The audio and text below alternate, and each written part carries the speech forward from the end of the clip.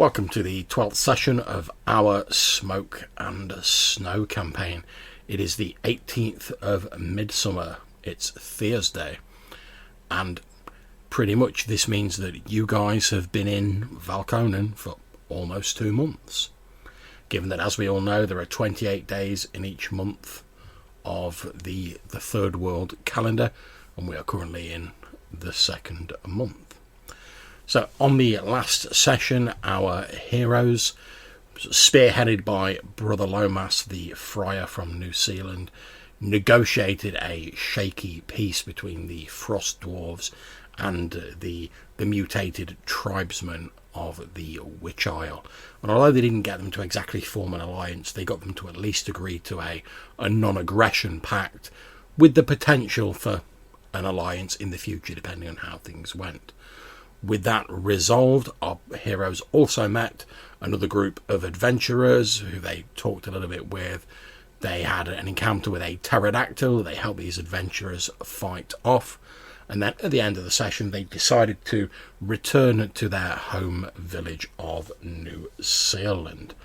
So when you wake on the morning, starting off fairly early to set off for New Zealand, the temperature is fairly mild given the climate of Valkonen.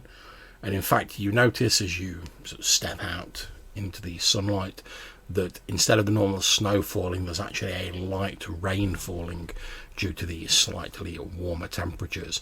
And you find yourself with the boat that you used to get to Witch Isle, looking out over the now far more peaceful, since you liberated the island of Undead, and glassy expanse of water that forms the lake around the Witch Isle.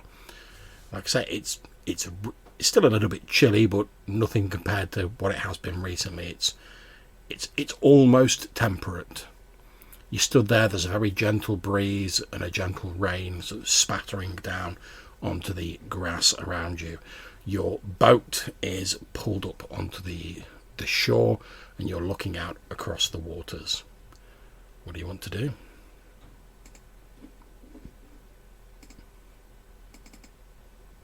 Have we heard a rumour about the lake itself? You have heard no rumours about the actual lake. All the rumours seem to concern the island itself. Okay. Okay, so I think we just want to push off and head back down the river to New Zealand. Okay. Yeah. So is your plan, and obviously correct me if I'm wrong, is your plan to use your boat to basically follow the river as far as you can down to New Zealand? Okay. I take it that's the way we got here originally. Yes. Yeah, because I wasn't there. Didn't we Did we not come overland? No. Oh, okay. No, we put a boat on the shore and we moved it a few times, depending on where we were camping. Okay, so travelling down the river will get you to there on your first day, since effectively you're going with the flow of the river, so it vastly increases your speed. Whereas before, obviously, you were sort of paddling against the current and trying to head upriver. So now your journey is pretty much going to take you a day and a bit. You don't run any risk of getting lost because you're travelling down a river. How are you going to get lost? You've literally got to just get on the water, wait for the flow of the current to take you. Obviously, there's various points where the river is narrow or curves and snakes slightly through the cold landscape of Valkonen. Obviously, you're all at your oars and trying to make sure the boat doesn't go into any rocks and stuff like that. So I'm quickly going to make us a quick encounter check to see what we get. Boom, boom, boom, boom, boom. Got too many of these encounter tables.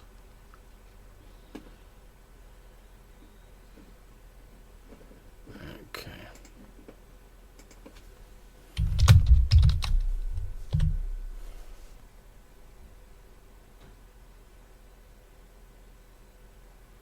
Okay, so your journey down the river is fairly uneventful.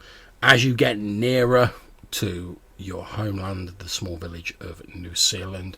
As you look across to the east, so to your left, you can see the dark coniferous expanse of the Wolf Forest, and as you look to the west, your right, you can see the Whalesong Forest, which is extremely dark, but occasionally the coniferous trees are broken by patches of white, where you can see sort of odd bones of like sea creatures, birds and other animals that seem to almost be laid out in the trees like sort of grisly festive decorations.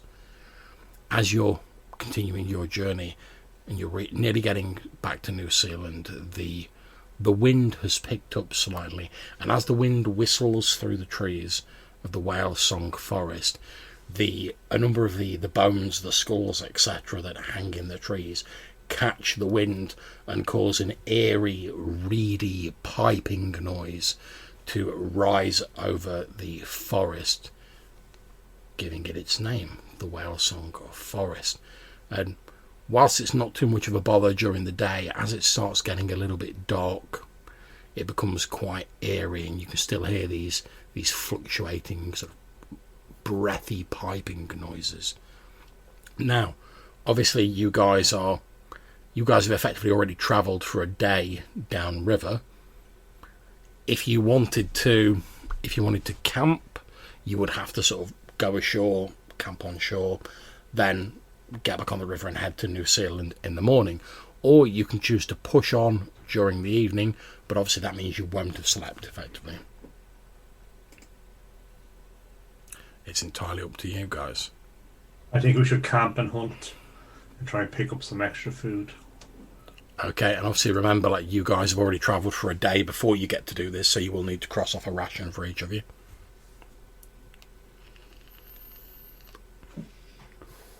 Okay, so after a day's travel, like, sort of canoeing down this river effectively, which is quite tiring work because you're having to like dodge rocks and sort of make your way around bends in the river and stuff like that. As darkness starts to fall, you hear Malcolm, who's up near the front of the canoe, says, I think we should head to the banks and camp for the evening. Oh, look, I've got no problem with that. Is there a preference which side of the river? Probably on the eastern side. The Wolf Forest side. Yeah, I believe the other side they encountered a vicious bear of a strange description. Yeah, Yeah, if I had to take a I pick. would have rather avoid that. Yeah. Okay, sounds good.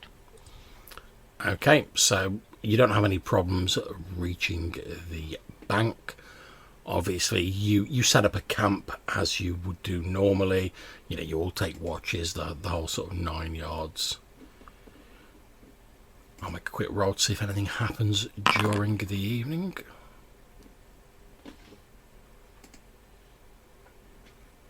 Okay, so your evening passes uneventfully. You're not menaced by any of the animals that lurk within the Wolf Forest. You all bed down for the night, like I say, taking various watches. But in the morning, the sun starts to rise over the horizon. You can feel the wind is perhaps died down just a little bit. The rain has stopped. There's only a very light breeze sort of gently rustling the fronds of the trees of the Wolf Forest. You can see the sun shining over the horizon, glinting off the sort of frozen conifers of the trees of the Wolf Forest.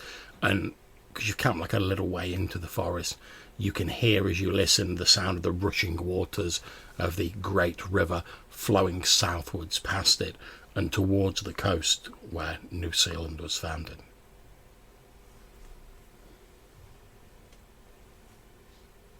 Over to you guys. I say we pack up and get back on the river as soon as possible. Or did you want to go hunting and foraging, Malcolm? I know you like a bit of hunting. I think we we only have 2 days worth of food left, so I think we should do a bit of hunting. We could probably spend a day foraging and then still get to back home, at a sensible time, because it's only a short distance down the river. The only slight issue if you're travelling on the river is it's very difficult to forage while you're in a canoe. Oh no, I meant forage for most of the day. Oh here, yeah, and then just do a quick trip down the river. Yeah, my apologies. Yeah, you can certainly forage around this area and then hop in the canoe and head back. Like you say, it's going to take you maybe half an hour to get back, given the speed that you've been travelling.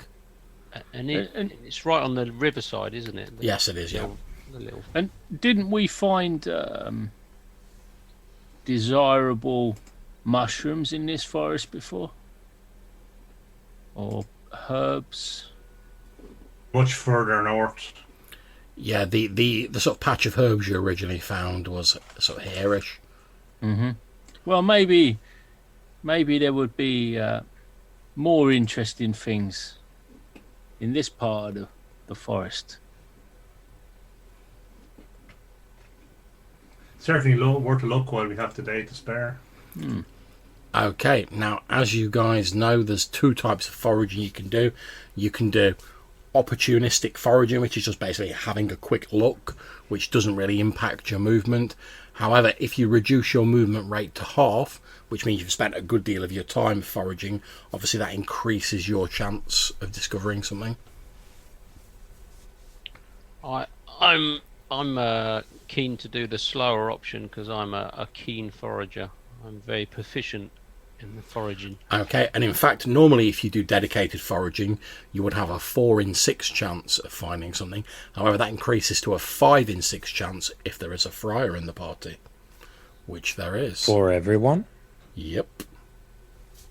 So, although bear in mind that the sort of foraging role is assumed that like most of your group's involved, so you can't really sort of like have each person make a foraging role.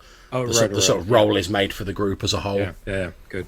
Still good. But you guys choose who make the rolls, but just having the friar there who can basically go, don't eat that, it's poisonous, or like look out for these mushrooms, increases your chances of finding something. And likewise, if you went hunting, because you've got a hunter in the party, your chance would also be increased. I mean, you guys are pretty much like equipped for the wilderness because you've got a hunter and a friar. So, and can we do both, John? Can we split in half and hunt and? Not really. No, you have to decide which one you want to do. Because, like I say, the role assumes that like most of your party are getting involved in it. Okay. Obviously, with foraging, you can find food or herbs. With hunting, you're most likely to find an animal which you have to fight in a combat, and then that will yield a certain amount of food depending on the size of the animal, basically. So what's the chances on the hunting? Okay, with hunting, you have a 1 in 6 chance normally, or a 5 in 6 chance if there is a hunter in the party. Oh, so it's a similar. Yeah, but because you've got a friar and a hunter, you've got the same chance of being successful at each. Now, just to like step into like rules talk for a little minute, the way dedicated foraging works is successful foraging will provide wild food sufficient to feed 1d6 human-sized people for a day. For hunting, each hit dice of the animal that is killed yields food to feed 1d3 human-sized creatures. But obviously, it depends on what animal you come across. So if you get lucky and it's a massive animal and you bring it down, you might be like get loads more food than if you were foraging. But if you come across something and it's just like a small like sheep or something like that, then you might get less. Yeah, depends on how much of the danger you want to. Yeah, be plus with as well, I you have to actually fight it, whereas foraging you don't. Okay. You're just like, oh, there's some mushrooms, yoink. Okay. But it's up to you guys which one of those you want to do. And does the foraging include a chance to find healing herbs and other bits too, or is it all tied up in the food? Foraging does, yeah. You can either find food or herbs. Okay. So that's the choice you make at the beginning. We either looking for herbs or. No, because it's basically what you find in the area. So you might just find like berries that you can eat, or you might find herbs. It just depends on what you find. So it's fairly random. Old Leopold is inclined to think that hunting's a little bit energetic after all his exertions. He would prefer to get a few sort of like bushcraft tips from the friar and kind of go on a fungal foray through the forest. Nice and pleasingly alliterative as well. There you go. As long as your diet can, can deal with the berries and the mushrooms rather than the meat.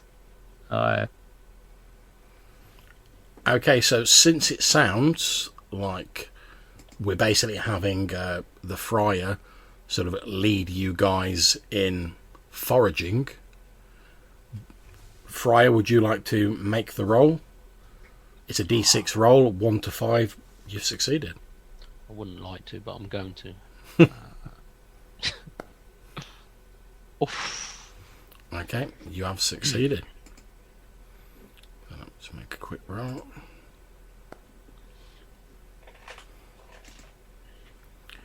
Okay, so you all sort of spread out, and like I say, the friar's giving you some tips and telling you what to look out for. And after a while of sort of like wandering around and looking through the forest, and the friar's telling you what sort of things you might expect to find, that sort of thing, Weimar, you come across a small patch of very, very small mushrooms. They're about as tall as a person's little finger, and they have pointy, sort of watery blue caps on them. And it's a fairly substantial patch that you've found.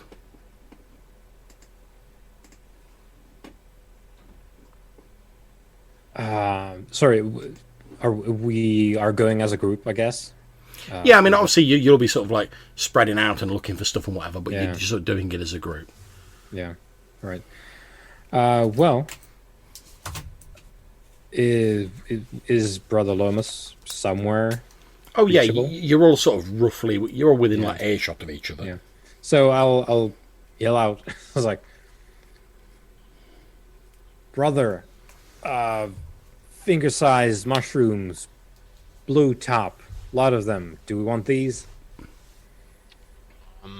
I'll make a quick check in my ladybird book for my mushroom. Okay. You think that the mushrooms that Weimar has discovered are what are known as Tomameri mushrooms. If you consume a dose of these mushrooms, they induce a sort of hallucinatory state where your sort of perception of time is altered. However, you've also heard rumours, and you don't know how accurate this is because you've not really eaten these before, but you've heard rumours that like consuming these mushrooms, as well as having this strange effect on your senses, also gives you the ability to like perceive things that would normally be imperceptible to people's senses.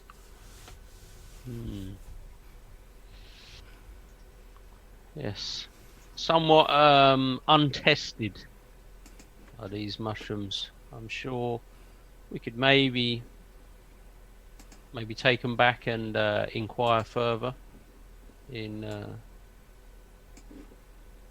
New Zealand and see if anyone else may be able to give us a little bit more information, or anyone that's actually tried them out, tested them. But certainly worth taking.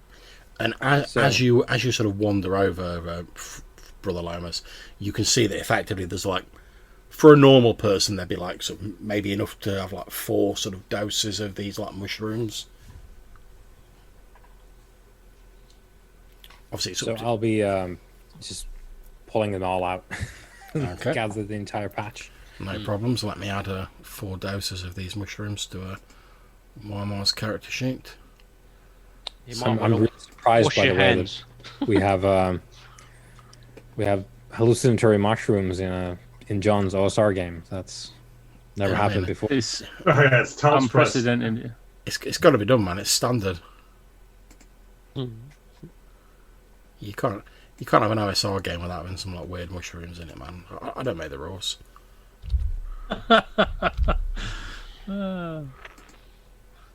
Indeed. Okay, there you There's go. something What did OSR they- stuff is known for. It's the fact that the GM doesn't make the rules. It's dumb shrooms. That's what it's known for. I'm sure. Did they have a nickname or anything there? Did we have a name? They're called Tom and Mary mushrooms. Oh, Tom and Mary, yeah. Also known as Blue Cap now. Blue cap. And I have added 4 doses of that to your character sheet. One more. The old blue cap finger mushroom. Indeed. So, after that, you guys presumably get back in your boat and resume your journey, I would assume. Yep. Yeah, I think so. Okay, lovely. No sign of that old Cyclops on our travels. No, I'm afraid not. No. Did we tell Brother Lomas? Probably didn't tell him, but in the Wolf Forest there is a valley off to the kind of the Oh, on the map. eastern Yeah, eastern Cyclops area. Valley. Oh, you see, you can see it, can you? Yeah, if you Put the notes on. if you switch the notes on, yeah. Yeah.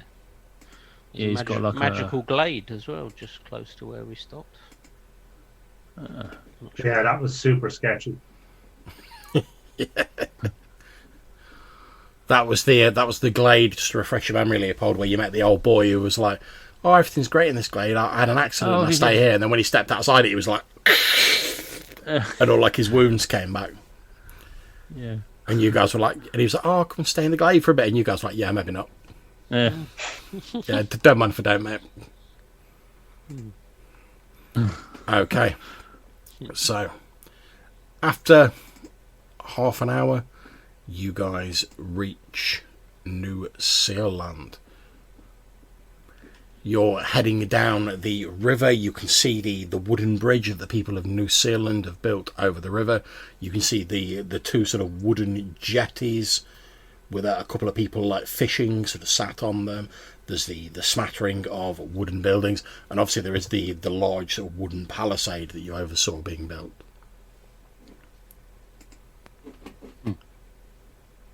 Things are looking up. Okay.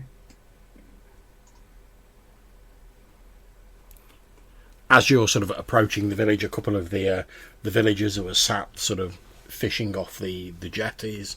There's a couple of like wooden boats sort of pulled up to it. A couple of them sort of like wave at you as they recognise you as they see you sort of like poling down the river.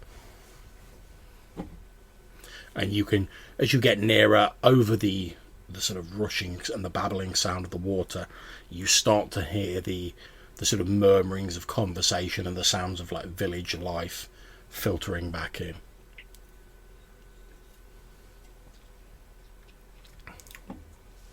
We've been away for a fair while, haven't we? Well, you know, a few weeks sort of thing. Yeah, a decent amount of time, yeah.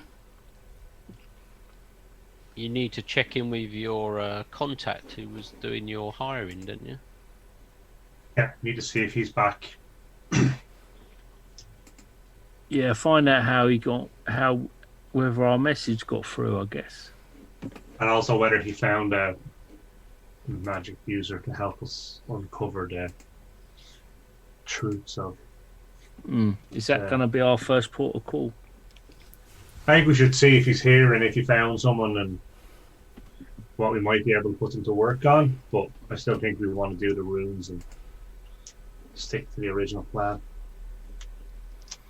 Okay, so you just gotta like bowl into the village and find out what's going on.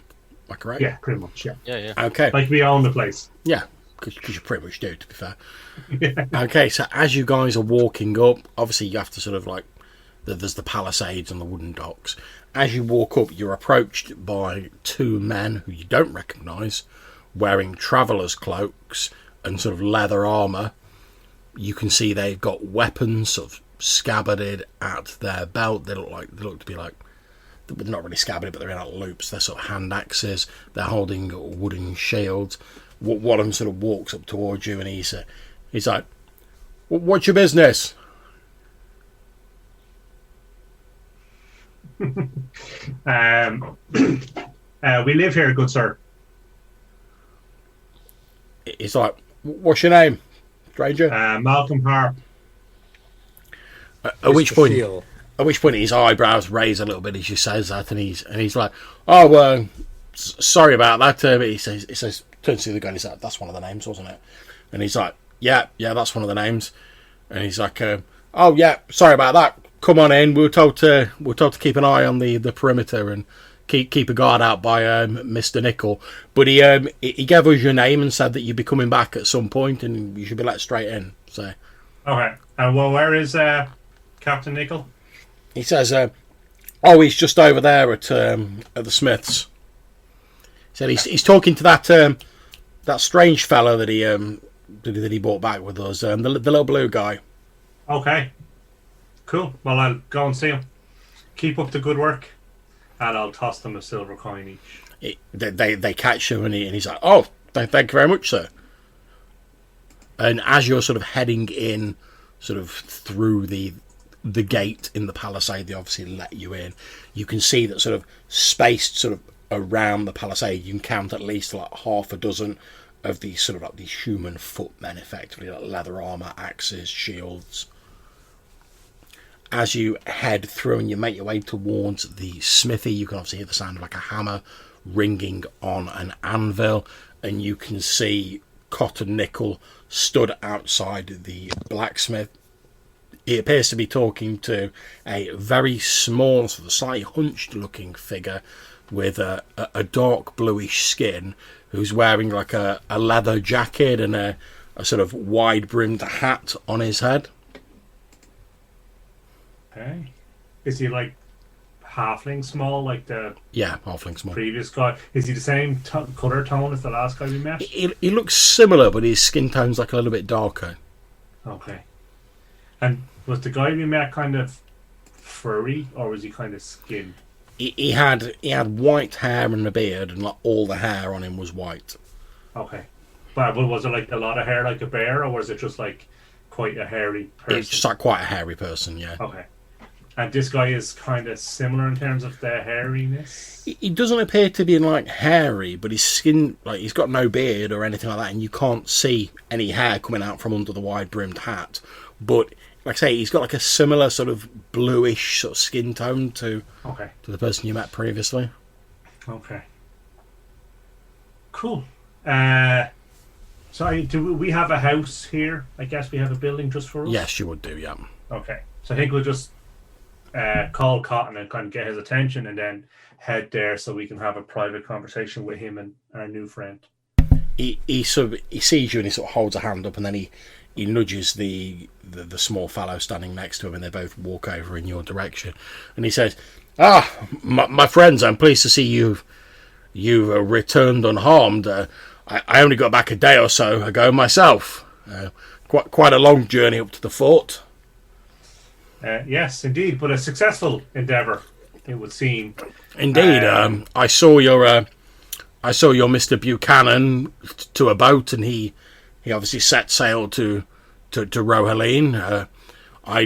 He sort of looks a little bit apologetically towards Leopold when he says this. He's like, "I'm afraid I did try and see if there were any of the Kalner, your kind, there that I could hire, but I wasn't able to find any. But I got these 6 likely looking fellows, obviously with the money that you've given me to act as guards, and I've set them to keep an eye on the perimeter and the palisades."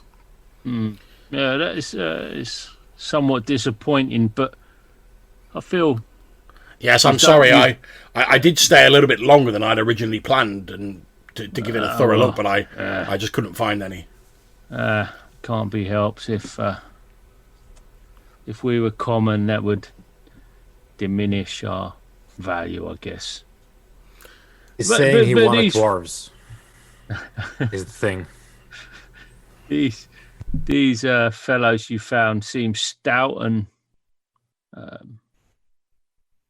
they challenged us upon our entry, and they seem to be solid fellows. So well done. Well done. Not bad for a human. Thank you. I think yes. Well, as I say, I set them to guarding the palisade, and I gave each of them a list of your names, so that, and I said, cause obviously I knew you'd be returning at some point, and I said, well, if they give these names, then you're to let them straight through. obviously they recognise you and they've seen you before, that won't be necessary. But it sufficed in the meantime, just in case for whatever reason I wasn't here when you returned. No, it was a very well thought out plan, and it worked. Splendid. And please allow me to introduce this. And he gestures at the small blue-skinned individual. This is Quilak. He's one of the Ice Walkers. He apparently hails from the savage bison tribe. He's something of a scholar of Valkonan myths and legends. Now, I should tell you that unfortunately I didn't have enough money to hire him, but I was able to persuade him that if he were to accompany me here, you may be interested in taking on his services. But he said he can only stay a day or two, or should you not decide to retain his services, he'll be on his way. But obviously, I didn't know exactly when you'd be returning. So, very well done. Does he speak the common tongue? yes, he speaks a little of the common tongue, although his accent is passing strange. So I'll turn to Quilak and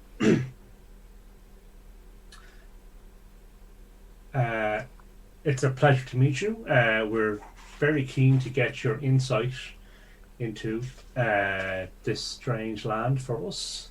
And we're willing to pay you handsomely for your experience and knowledge, and how much would you be looking for? He says, I would ask a mere 2,000 coins a month.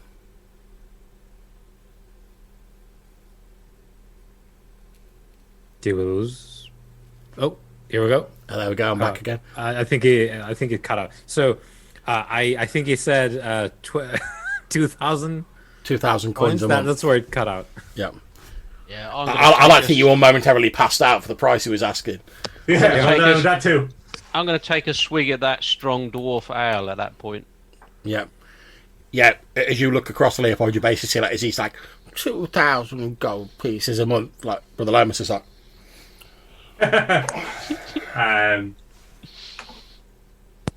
Okay, so that is very expensive. Pass me that flask there, brother.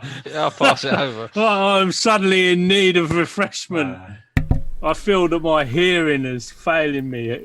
Does this do well for the hearing? He says, well, it may seem expensive to you, but you will not find a sage offering cheaper rates in Valkonan. I am only offering such a meagre price, since I find myself currently without residence. If I were already established somewhere, I assure you the price would be much higher. Is there something else that we could pay with that wasn't coin?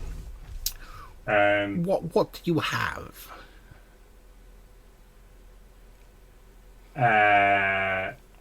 That's not coin, or how much coin do we have? No, well, if you wish to offer me something other than coin, I must understand what you have to offer.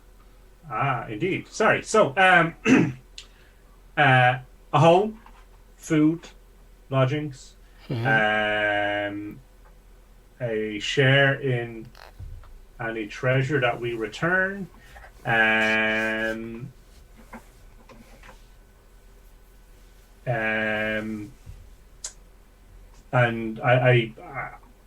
I don't. We are a hardy bunch of likely lads, and you know, if there was some favour that we might bestow upon you,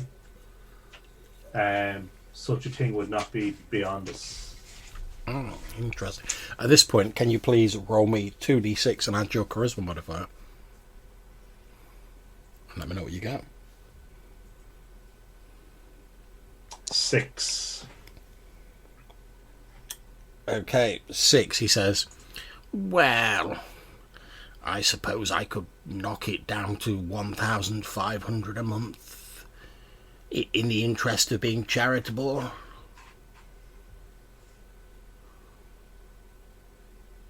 Say, friend, where do you keep this fabulous wealth that you accrue from your work?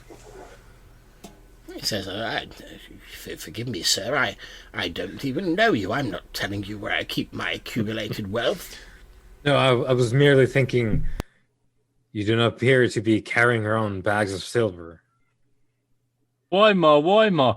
We had to beat our way past the crowds of people that were looking to hire this man. Don't upset him. He says, well, you may scoff, but there are no shortage of people seeking my services at Fort Kersey. It was only, no doubt. It was only the honeyed words of your man here, and he gestures at Cotton Nickel, that persuaded me travelling all this way on horseback, and very uncomfortable it was as well, might be worth my time. As for what I use my money for, research, obviously. So tell me what our money would buy. Well, I'll tell you what. As a show of good faith, ask me something. My services are greatly in demand as a purveyor of knowledge about this land where I grew up. My knowledge was most valued at Fort Kersey because obviously the lords and the people there are obviously interested in what they can find out about Valconan, and I have lived here all my life with my tribe. And how far back does your history go? My personal history, or the history of my The tribe? history that you were selling, effectively. The knowledge that you have. I have plumbed the depths of the most ancient of mysteries and delved into the bygone eras of Valconan. Now, if you're asking for something more esoteric or more difficult, it may take me a while to do the research and to provide you with an answer.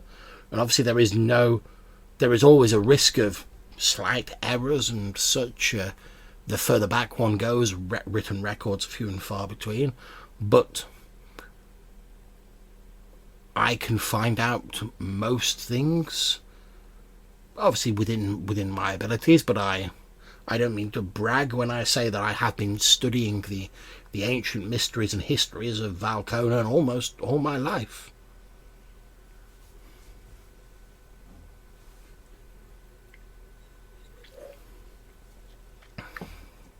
Go on, test me. Ask me something.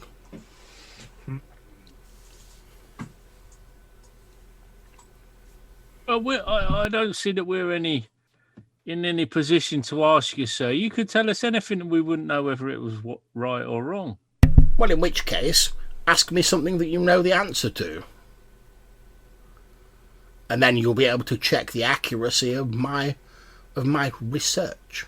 That's a fair comment. I mean,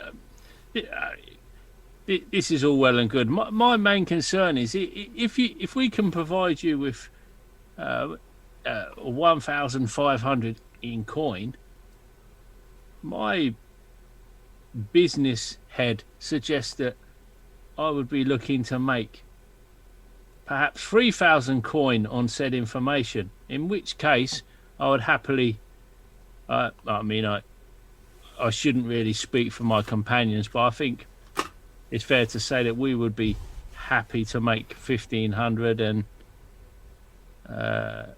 over the course of a month and supply you with a half share for your valuable information. I'm not a man of law and questions. I'm a man of practical gold coins. Let's just put it that way. Okay, and as this conversation's going on, we're just going to like dip out and sort of like go into the rules for a little bit, just so you guys know how this works. The way sages work in Old School Essentials, you can consult a sage to ask them an unusual question.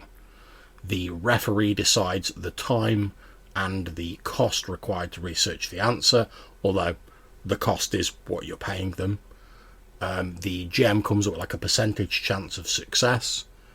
It's never 100%. After the period of time has passed, you make that percentile roll. If it's successful, you get an answer to your question.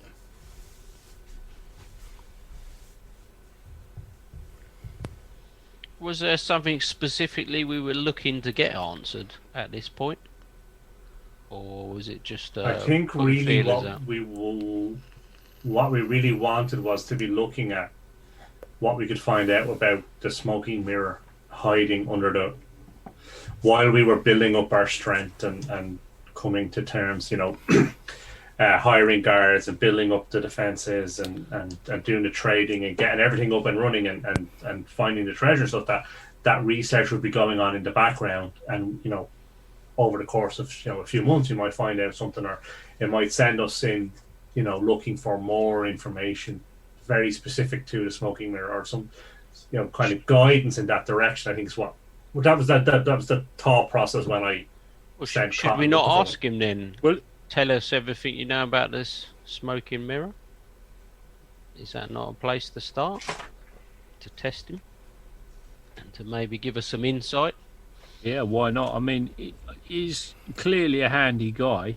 It's just whether have we got enough questions? If everybody thinks we've got enough questions to ask him, and we can get enough funds to sustain him. I mean, a quick question for John. What would you say was an average sort of time frame for a question? Is it like a week, or how many questions would you get in a month? It would depend on the difficulty of the question and how sort of rare it was. If you're looking at truly sort of like ancient lore, I would probably go with something like, I don't know, like D20 days. Then if it was if it was like a medium difficulty one, maybe D12 days, and then like maybe D6 if it's an easy sort of thing. So maybe sort of 1 to 3 questions a month, possibly. Yeah. But it sounds like the problem would be if we don't take him up on any offer, we may never see him again. Yeah, we may never see him again, That's and what I'm thinking. we could easily get stuck in a rut of not finding stuff out. If we've got him on the, I wonder if we could get him on the books to speculatively inquire about stuff. Like, could we give him a looser brief, like what can you tell us about, research the people of the glacier to the east, and then after a month tell us what you know, kind of thing. I wonder if we could do something like that. Or even, because we are short on coin, we could just say, well, look, the first 3 questions are, find us the 3 locations where we're most likely to find historical treasure, and build up our reserves. And then once we have our decent reserves and we can pay them for like 3 months in a row, we can then start using the time to actually have them research the things that we actually want them to research. Have we got the funds for like a trial month? Yeah, we do, yeah. Trial month. Well, it's Yeah, 7-day free trial, yeah. Well, it is really, isn't it? Because after a month, if it ain't worked out, you'd go, all right. Yeah. Well, if it ain't working out, we'll be skint and he'll be out of a job. So we need to stress to him that, don't we? That his continuing his continuing employment is directly related to our financial well-being, acquisitions. Our success, basically. Yeah. Okay, so let's do performance related.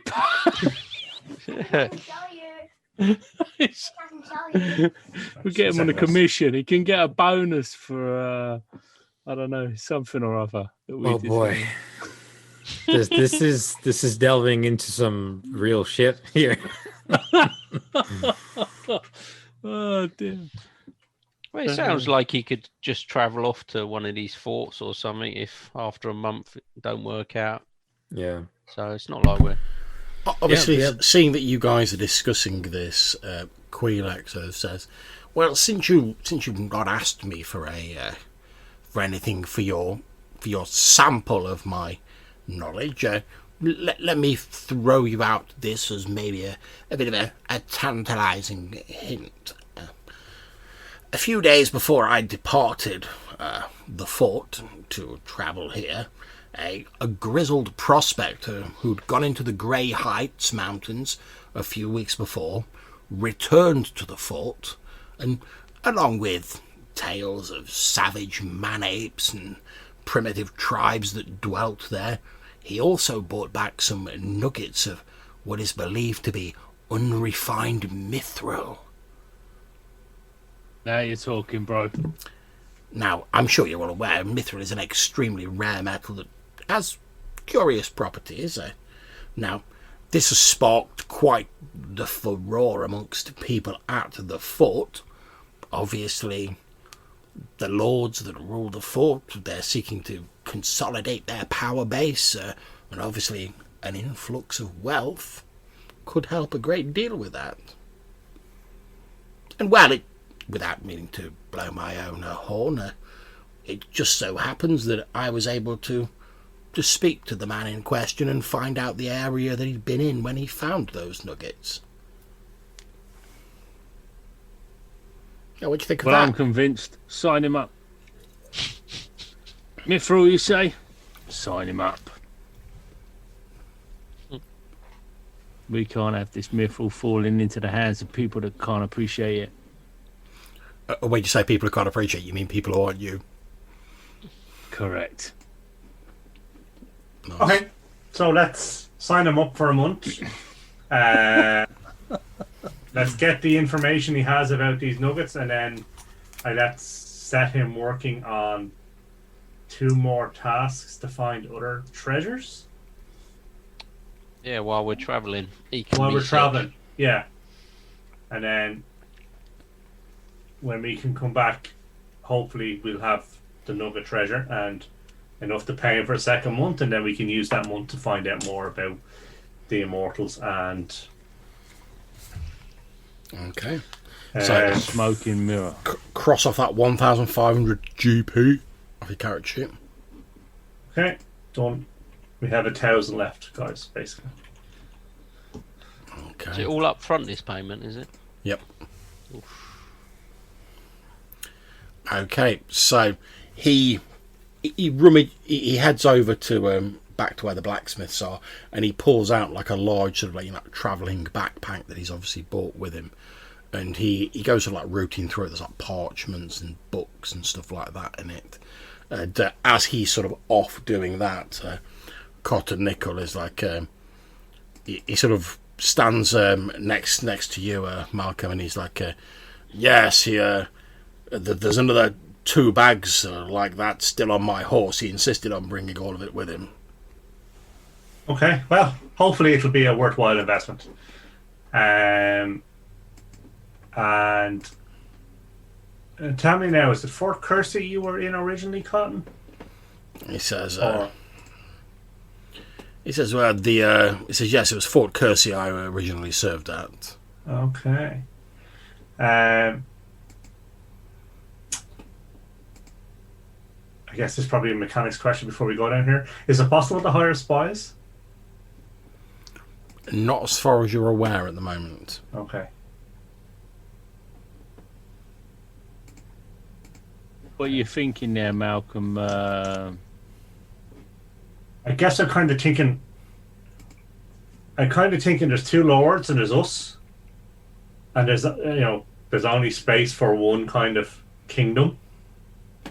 So I kind of think we want more information about the lords to make sure that we're the one kingdom that's. I think what Malcolm's trying to say is this continent ain't big enough for the both of us. Yeah, I'm imagining we are we gonna like so we're going to tackle this. So next up, we're going to go into the Whalesong forest and see what the crack is there, and then we could mosey on up towards the Grey Heights. The original plan after you went to the Whalesong Forest was to try and find the settlement that the other adventurers had come from, which is supposed to be around here somewhere. Oh yeah, that coastal place. Yeah, that's fine. So we could so we could head out west through the Whalesong Forest, find this other settlement, and maybe try and talk them round to our cause, find out what's on their agenda.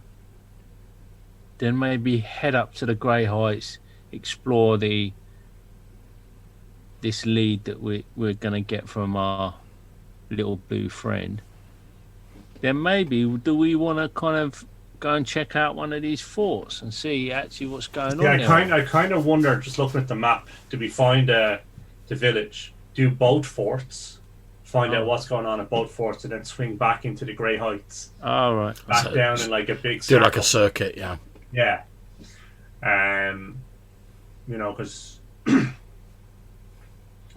what does everybody think? What do you think about that, Weimar? No, it sounds reasonable. It's probably 28 days of travel and adventuring and whatever else. So we'd be back before the bad weather came. And Lomas, you up for that? Well, it's certainly, it sounds good. It would certainly be interesting to know a little more of what's west on the coast, if there's anything else west of that, or if the large water carries on round. Yeah, I think so. We've not really forayed out much to the west. We've been going north. We've not done the west much. So, but just as we were travelling to the fort, we could at least see what's in that direction. Yeah. Maybe. So swing out through the Whalesong Forest, find this little settlement, head up to these forts, and then swing back via the Grey Heights. As you're having this discussion, Quilak comes walking back over, and he's holding a piece of parchment in his hand that's tied with twine.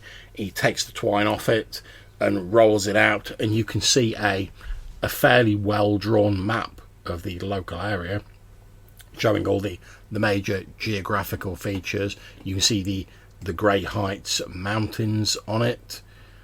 He points them out to you, and he says, "Yes, now, when I spoke to this fellow who'd been doing the mining, he said he'd found the nuggets in this area," and he draws a shape on the map, which I've just revealed.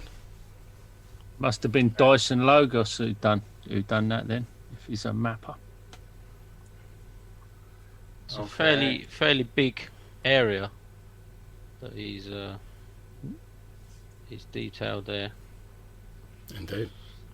Oh right. Oh yeah. What's the cost of mithril per pound?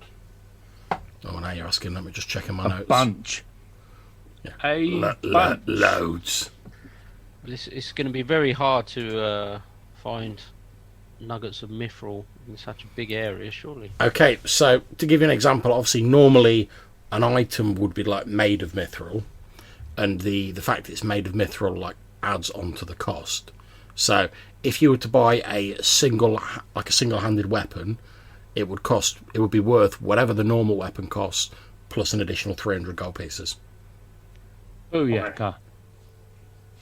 Okay, so it feels like we're going to need pack horses or ponies or mules or something to get enough of it down. With regards to the curious properties of mithril that Quilak can tell you a little bit about, he tells you that the main thing about mithril is that it weighs half as much as normal metal, and weapons crafted from it bite harder and cut cleaner, and armour is more resilient and tougher, although I'm not sure you do terribly well with metal armour in the Valconan winter. Right. But and tell me, does it have the same magnetic properties? yes. as far as I'm aware. Hmm. Okay. He says, now I remember back in the old days, they used to call mithril true metal, and as he says that, you know, Leopold, that's what your people call it. Yeah, exactly right. And you would know, because obviously mithril's quite valued by the dwarves. You would know that in its unrefined state, it's like a silvery black sort of metal ore. But when you like forge it and you temper it, it becomes like this shining sort of like bluish silver colour. Mm-hmm. Yeah, this is quite a revelation. I feel this is significant to my people, and if we were to be able to secure this, we would have a lucrative export option for our portfolio. But am I right in saying? Am I right in saying these hexes are 6 miles? Is that right? I mean, that's like if I'm seeing this right, that's like 150-mile area he's sort of drawn there. Indeed. Yeah. Yeah, you're gonna have to be pretty lucky to find. It's not a It's matter all of right. We have Leo. Leo is a miner I'm a and a prospector. I'm a mining engineer, sir. MSc. Can I have a look at his map and see if it's a little bit more accurate in his positioning? Okay, you have a look at his map, and it looks fairly accurate, but like the shape he's drawn is the shape he's drawn on it. Yeah. And Definitely worth a pass. It's definitely worth a look to see if we can find something. Now I do wish I'd have been able to get a slightly more precise location of the fellow, but by the time I bumped into him, of course he'd sold all the mithril that he'd got, the little nuggets, and well, of course, what do you think he did with the profits? The mind boggles. With this map, though, can you shed any more light on our current map, as into areas of interest or He says, coastline or anything? He says, well, yes, I'm sure I probably could. What is it you're looking to find out? I was curious how far the coastline, where the coastline went to the west, for instance. Okay. Just have a look. How far we can travel by boat to speed up our progress if we were heading to the forts, for instance. Okay, he says, I'm rather concerned by this, Brother Lomas. You seem concerned about the beaches and collecting pebbles and shells on the shore, when what we're talking about here is mithril, sir. This is mithril in the mountains. I'm interested in not wearing the leather off the soles of my shoes.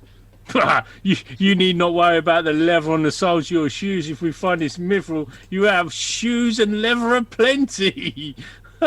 Beyond your wildest imagination. Okay, so he is able to reveal some more areas of the map. So, Nice. So here, and here. Okay. And would his map have a rough location for this Dearson settlement that we were looking to investigate? He doesn't have Dearson on his map now. Oh, okay. But we're fairly confident around it's south of the 1060. forts. Yeah. Yeah. Okay. You think it's somewhere sort of around like this area somewhere. So does this news, Leopold, does this change our priorities somewhat in your eyes?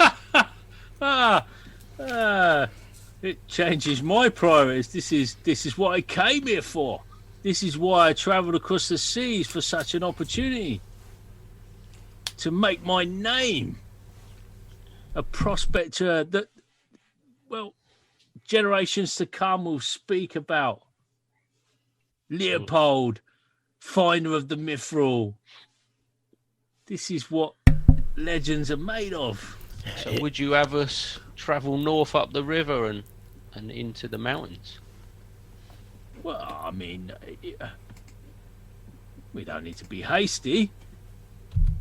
You know, I've said I'd travel with you to the west and investigate the Whalesong forest, and then we've got these potential Ibidi-Oys and ne'er-do-wells in these forts with their jumped-up ideas of grabbing all this mithril for themselves. That needs to be seen to, and then, of course, then we liberate the mithril from the hills and head on south down the river in a round-robin fashion, as suggested by our fine companion Malcolm here.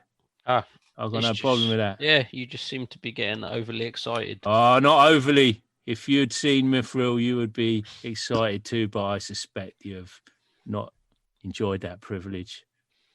Finances are not so as important to myself, but I It's understand. not about finances. This is all about reputation. I understand New Seal Land needs to grow and prosper. And we need information on the smoking mirror. Okay, so then we're agreed as a plan.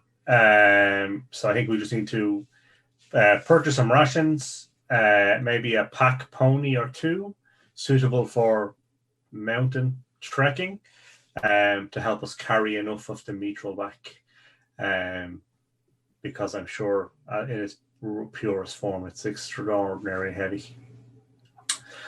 And I too am concerned about the soles of my feet, especially if we're carrying multiple pounds of mithril ore. So,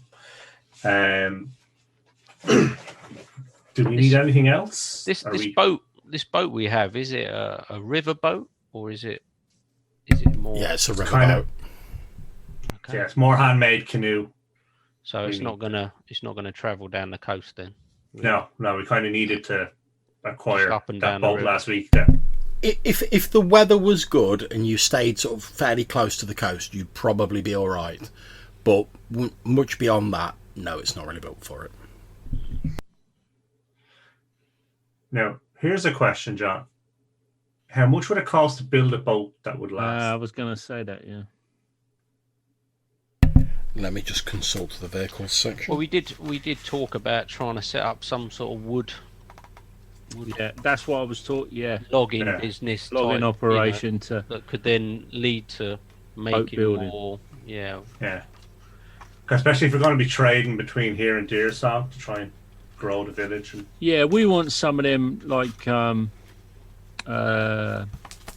this in our world, something comparable to the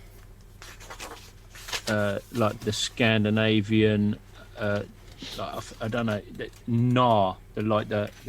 not the Viking warship, but the Well, I can tell you how much a longship costs. yeah, it's like a shorter and wider version of a longship that the Danes and that use for trading. Okay. Well, and I'm just looking at the list of seaworthy vessels here, because there's two types of vessels in OSC. There's unseaworthy vessels, so like riverboats, effectively, which is like what your boat is, and there's seaworthy vessels, which can do more long haul stuff in. A long ship, which has a carrying capacity of 40,000 coins, would cost you 15k. okay, And is that basically the smallest sort of ocean-worthy or sea-worthy? It's not the smallest one. There is a small warship, or there is a small troop transport vessel, which basically is a normal sailing ship, but it's been like designed to like carry on more people. A small troop transport and a small warship cost 6,600. okay.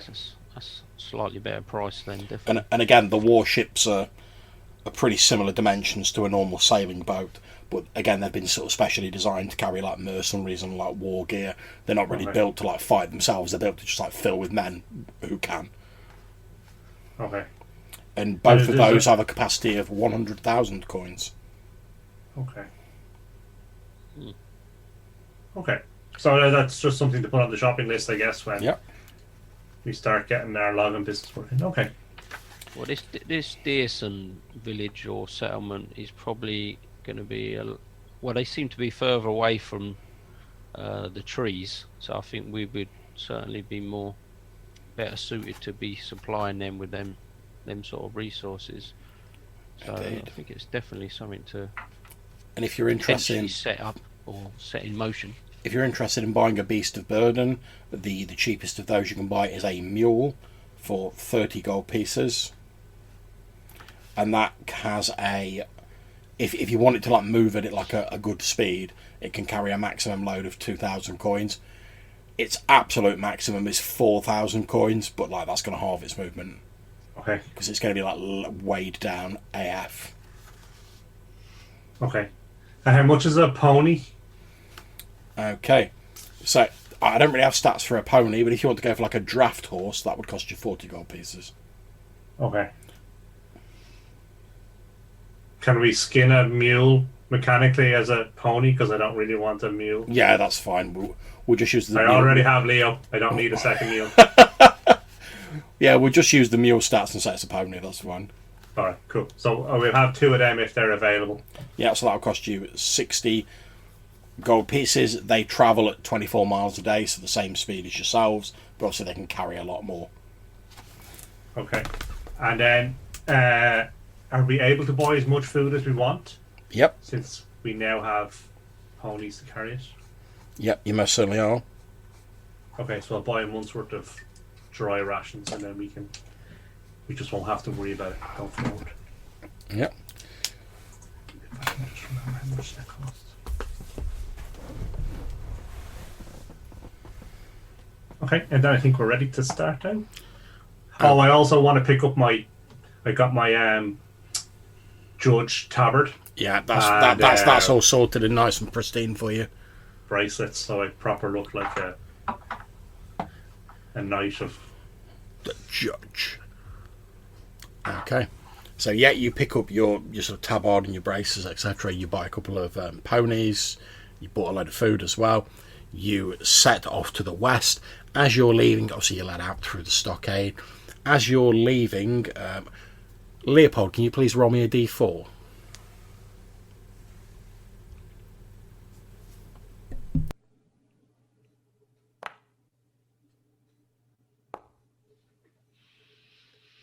Okay, 4. So as you're leaving, Malcolm, you overhear like two of these sort of like mercenaries. They're obviously on like a bit of a break. You can see like they're basically sort of like filling like pipes. They're keeping a lookout, but they're like filling pipes and they're just chatting as they're sort of doing it. And you hear one of them sort of just you catch a snatch of his conversation as you're walking past, and you hear him say, "Wow, it's hardly surprising, is it? I mean, did you really think the 4 fort lords weren't going to try and expand? They weren't going to try and like get a bit more power over here, you know, like being second sons and all?" The other one's like, "Yeah, that's true enough, I suppose.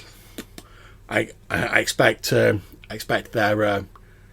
sort of alliance with each other won't last long once of them get a taste of it." The other one says, "No. Still, at least there'll be plenty of work for mercenaries like us, you know, like once that starts kicking off. You know, anyone who can sell their sword won't be wanting of a few coin." "No, you're right there. Dangerous business, but well, that's the business that pays best, isn't it?" And they just carry on chattering. Sorry, John, did they say 4 fort lords? Yep. Or just fort lords? 4 fort lords. Okay. Oh, 4 lords. So can I kind of just approach them quickly and just say, sorry guys to disturb your conversation. I wasn't. I don't mean to pry. I couldn't help but overhear. The one with the pipe looks around and he's like, "Oh, no." So obviously they know that you guys are paying their wages. So he's like, "Oh, it's no problem, sir. We weren't shirking or anything, sir. We were just having a quick pipe, and then we'll be back to it." No, sorry, absolutely no problem at all. You work hard, you deserve a break. I couldn't help but overhear you mention that there was 4 fort lords. Oh, that's right. And we ourselves have only come across Fort Eastbourne and Fort Kersey. And I'm wondering if you can tell me anything about the other fort lords and whether they're all aligned or whether only some of them are aligned, and what you can tell me about the lords themselves. He says, I know their names.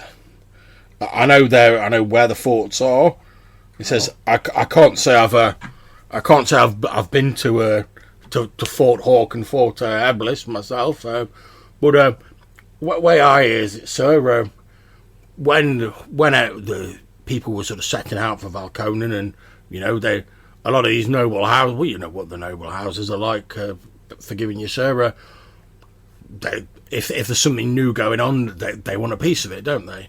But wow, if you're some like highfalutin noble and you're all settled back in Rowaline, and you're not going to want to risk all that.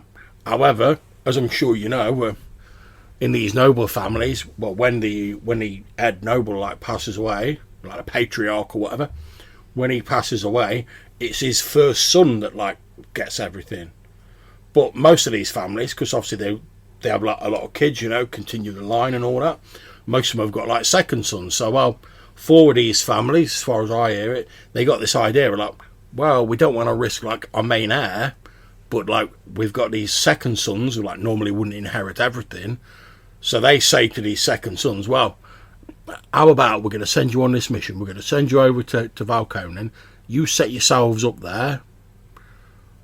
You'll get a little bit of power while you're there, and you'll be like representing our family while you're there. So while they might not have had much at home, while they're here, they're like lording it up in their forts, aren't they? Yes, they are. And tell me, these Fort Hog and Fort Eblis, they are further west? Oh no, they're further north, sir. Further north. Are they all north in the same line? Yeah, they're pretty much in a straight line. Wait, now this may not hold no water, sir, but way I reckons it is what they're going to do is they're going to build they've built these forts in like a line, and I reckon once they've got settled and they've got a power base and they're all secure, I reckon they're going to start expanding these forts out into towns, maybe even cities. Who knows? And once you've got a city or a town set up, well, then you can start getting more people over from Rowaline, can't you? And obviously, the more people you've got in the bigger city you've got, the more power you've got, really, if you're in charge of it, the old gaff. Aye. Indeed. Thank you very much. That was a very interesting conversation. Oh, no worries, sir, no worries. And I'll try to meet your copper coin, or a silver coin again. This guy sort of like catches it and he's like, oh, thank you very much, sir. Much obliged. Anytime. Okay.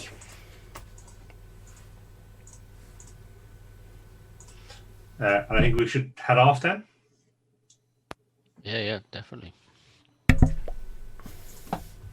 Okay, so obviously you know roughly where the ruins are in the Whalesong forest, but you don't know exactly where they are. So you are going to have to make a roll to see whether you get lost or not.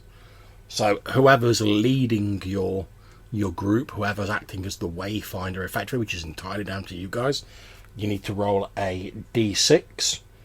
If you get anything other than let's see, it's a forest, so if you get anything other than a 1 or a 2, you're fine. Okay. I actually have a yeah, if you've got a special ability, skill. you guys can do that. I just can't remember what it's called. I'd say the hunter's probably the best suited. So I think I basically rolled a d12 and still only fail on a 1, or still fail on whatever. Yeah, so roll a d12 instead of a d6, and you still only fail on a 1 or a 2. Okay. It's called Wayfinder, I think. Looking at it. Okay, so you have no real troubles in finding your way. I'm just going to quickly. Actually, roll a. Is it a d12? Yeah, roll a d12. Yep. What is that? An OSC advanced class? It's one of the It's the Dolmen Woodhunter. Okay. Okay, so you guys won't make the entire distance in a day. So you get to there on the first day. You cross over the river using the bridge at New Sealand. It's a fairly sturdy wooden bridge, big wooden sort of poles next to it, wooden planks. You walk across it onto the other side. As you reach the outskirts of the forest, the outskirts of it look fairly normal. These sort of light, sort of thin trunked coniferous trees that are pretty much ever present in the forests of Varkonen. However, as you enter deeper, you start coming across trees where they have like strange bones of sea creatures and other animals that you can't identify, just sort of, but not scattered on the floor as you might expect to find from like animals hunting and the like. Although there are some bones on the floor from like normal hunting, but the upper reaches and the branches of these trees appear to have like these bones almost as though they've been like laid on them like some sort of grisly decorations. And as you move through it, every so often the wind catches some of these bones and creates this eerie sort of wailing, piping sound, this like high-pitched noise that echoes and sounds quite strange as you walk through the forest. I'm not going to make a quick random roll to see if we get any sort of encounters while we're in there.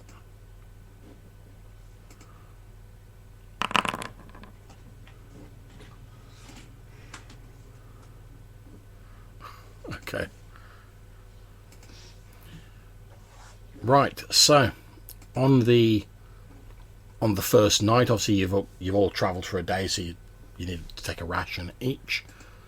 On the first night, I presume you're setting up camp in the forest as per normal.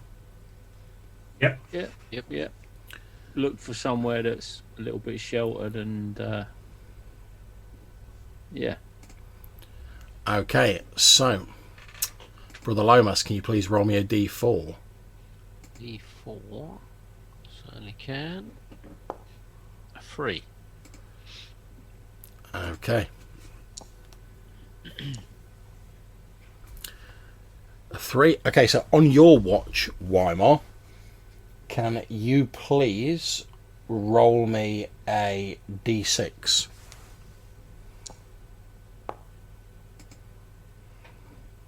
Okay, let me roll mine.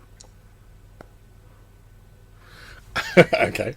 So, Weimar, you're sort of... It's a little bit colder now as the days have gone on. And you're sort of like, like you're walking around the sort of area you found the camp, so trying to like keep your hands warm, like, walk off the cold a little bit. And you're surprised when you walk around a tree and you bump into this grotty looking guy with like a straggly beard. He's wearing like a leather hood and sort of a leather jerkin, not armour, but like a leather jerkin. And you literally both appear to have like been walking opposite ways around the same like large tree, and you both sort of pretty much like see each other, and you're like, oh! And he seems just as surprised as you, because you both failed your surprise roll.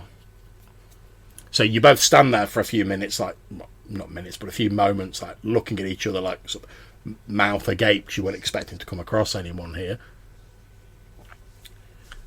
And then, so what do you do? Is this person dressed for the weather? He seems to be. He's wearing like sort of travelling gear.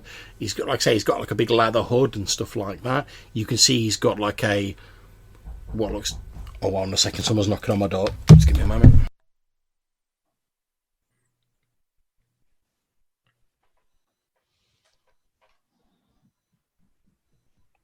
It's getting very crowded here around these parts.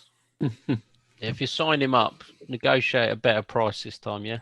Oh yeah, for sure. Yeah, we are just emptying our reserves currently. Okay, no, we can just get to the fort and rob it, right? And then we'll be laughing. Yeah. Have you been to this fort? No. No. Yeah, when I think of fort, I just think of something a bit bigger than maybe what you're thinking of. But a bit more sort of sturdy, reinforced garrison. And they all burn. Yeah, Put enough oil on them, they all burn. That's why sorry we're about that, guys. Trebuchets. Okay, so yeah, the guy's wearing like a leather hood, fairly normal sort of travelling clothes. Right, well, I suppose I'll just say hi.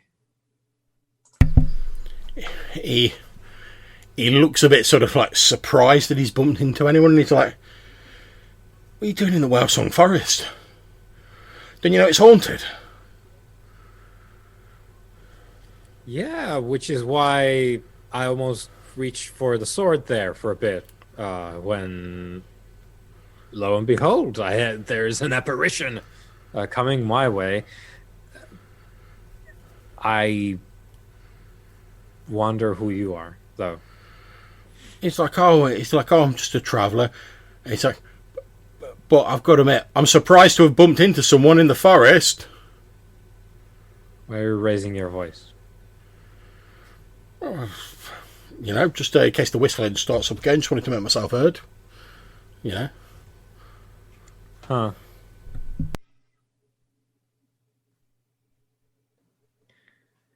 So where are you going?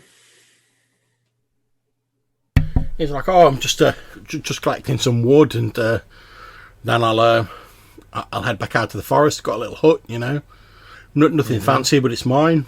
Yeah, in the haunted forest. He's like, well, on the outskirts, a bit to the northwest. Yeah, it's a little bit haunted then. He's like, oh, it's not so bad on the outskirts. It's only when you get deeper in, it starts getting really weird. Yeah, the mild curses are my favorite as well. I like to. Just why don't we skip to the part where you tell me what's going on here without me having to dredge it out?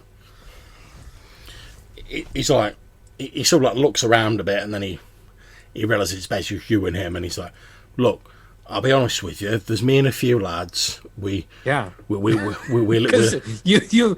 really bad at this.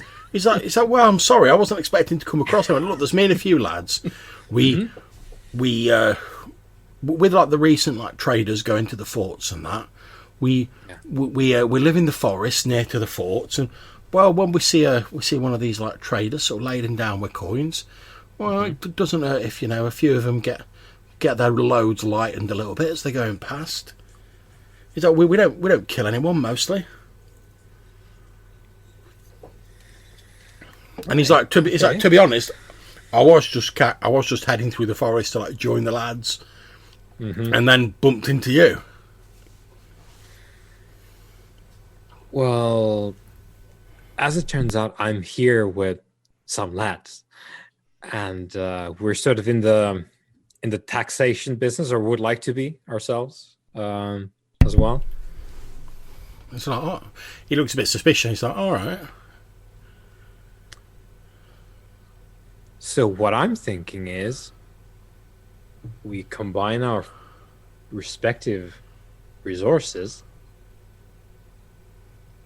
and we can tackle a bigger caravan. He says, wow. He says it sounds all right, but to be honest, I can't really make that. I can't really make that decision myself. I mean, I'm not the man in charge. Sit down, have a bit of fish, a bit of drink, and we'll talk. He's like, yeah, I'm fine to do that. But he's like, well, if you want to do anything other than that, he says, well, you'll need to speak to McCord. Yeah, that's kind of what I meant, really. He says, yeah, she makes all the big decisions. Right. Okay. Well, we have a similar structure. We're sort of headed by a two-headed beast of a guy called Malcolm, and then there's this different guy called Leopold, and they sort of, they try and navigate this world as best they can. He says, well, yeah, he says, I'm no stranger to that. He says, like a lot of us he says, well, I was pressed into service on one of the boats coming over here. Didn't really have much choice about it. And well, when we got near to shore, a few of us like slipped off while other things were going on, and we figured, well, whatever was going on ashore had to be better than having to like slog it back on them boats for the return journey. So we just jumped ship and we came ashore here, and we've been making a living as best we can that way ever since. Yeah, no, I can appreciate the spirit. Yeah, that's why any of us are here, right? Well, yeah. Right. So, yeah, we should get the boys and I suppose, well, proceed and find your boss. Well, your figurehead, I guess. I don't know what do you call her, but He says, yeah, all right then. So the rest of you guys, to cut a long story short, you're woken up by Weimar coming back into the camp, and he has this slightly grotty looking man with like a straggly beard, wearing these like leathers with him. Looks a little bit nervous, a little bit fidgety. like, all right, put your game faces on. We have a new friend. New friend? Oh yeah, in the taxation business of various merchants and traders in the region. Oh, the old taxation business. Yeah, you we don't need to be crass about it. Okay. And Say no more. there's a gaggle of our colleagues here out in the woods, and I thought we might, well, have a sit down, talk about how we might work things out. Well, I'm we up should with that. definitely know our neighbours and fellow Yeah. taxation experts. A mutually beneficial arrangement.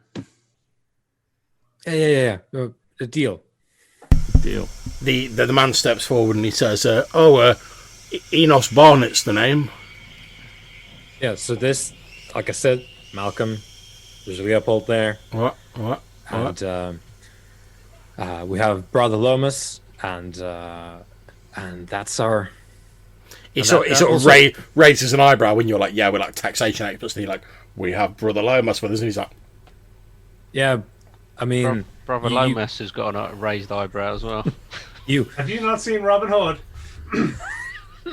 No, Robert of the Hood. indeed. Yeah, I mean, all of us have a background, right? And he says, well, our camp's about day to the northwest of here, give or take. Like I Yeah. say, that's where McCord is. Yeah, that's the boss. I'll Yeah, say yeah, that's this right. to the. Well, let's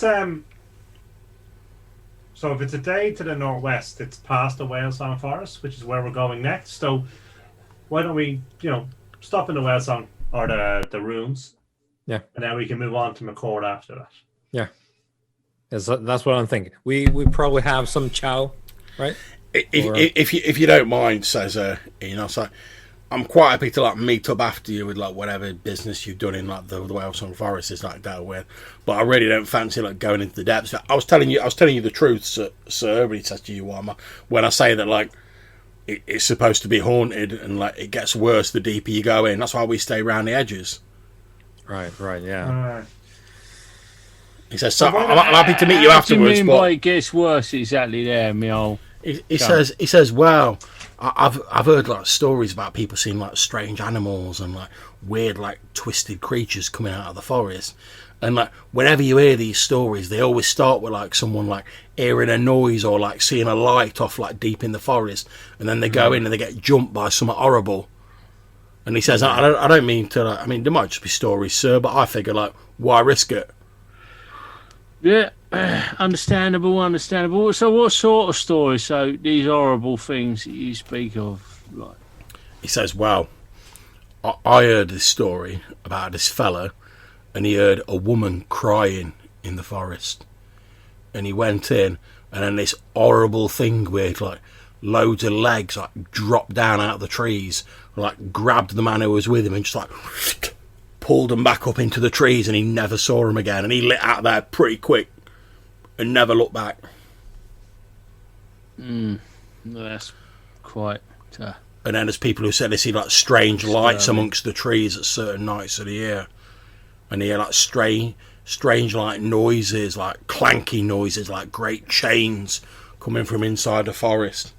Like I say, it might just be talk, sir, but wow, I've got to admit, the whistling noise when you're in the forest is, well, fair sets me on edge. I don't mean to be testing out whether these stories be true or not. Well, whistling in the trees is one thing, but clanking chains. Are you partial to blue-headed mushrooms by any chance? He's like, sorry? Have you ever partaken in blue-topped little mushrooms? I can't say I have, to be honest. Some of your rumours or stories would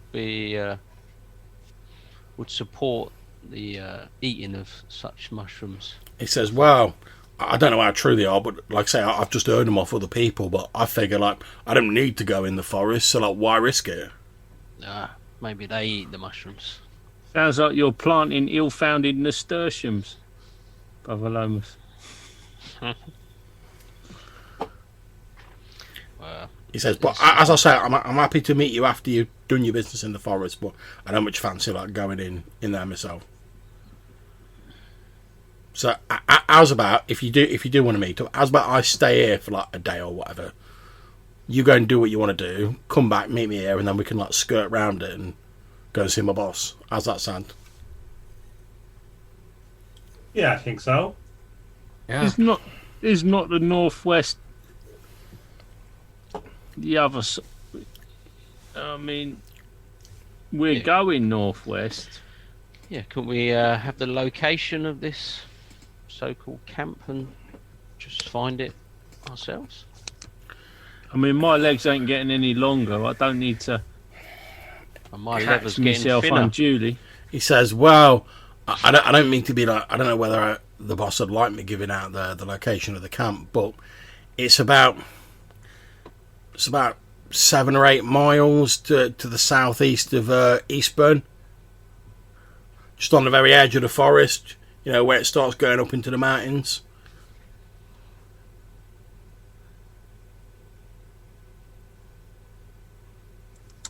So, what if we were to meet you in the vicinity? Well, Do you know the tell you what he says. Even easier. Why don't you just meet me at Fort Eastburn? Everyone knows where that is. I can meet you there, and like I say, it's only like 7 or 8 miles away. Meet you there. We can have a walk through, and that'll give me chat. If I'm meeting you there, that'll give me a chance to go and chat with the boss, make sure it's all right. Well, we're going Happy that days. way.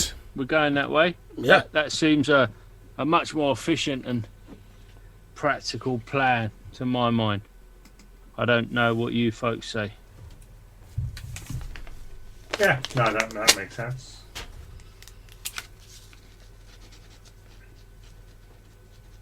And in what sort of time scale? Says what? Take us any more than a day to deal with the ruins and another day to get to the fort. Maybe an extra day to stop in Deersong, so maybe 3 days hence. 3 days hence sounds good to me. He says, all right. Then I'll take 3 days time. I'll go to Fort Eastburn. I'll hang around for a day, get a few supplies, whatever. If you don't turn up, no harm, no foul. If you do, I'll have plenty of time to check it out with the boss, and if she's fine with it, I can take you to meet her, and you can have your little chat, whatever you want to talk about. He says, looking at Weimar.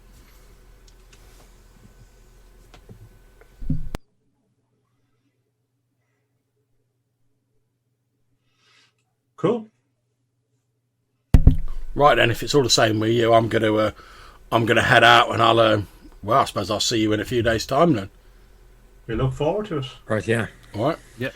And he heads off, and you guys you have the rest of your night uneventfully. Obviously, you all have to eat a ration. Anyone who's down hit points, you can recover D3 hit points, and we'll pick up with you reaching the area of the ruins the next day. I'm going to suggest we pause here, guys, and we have a 10-minute break, and then we'll jump back in with you guys sort of arriving at the ruins. So we'll be back in 10 minutes. Cool beans. Yeah.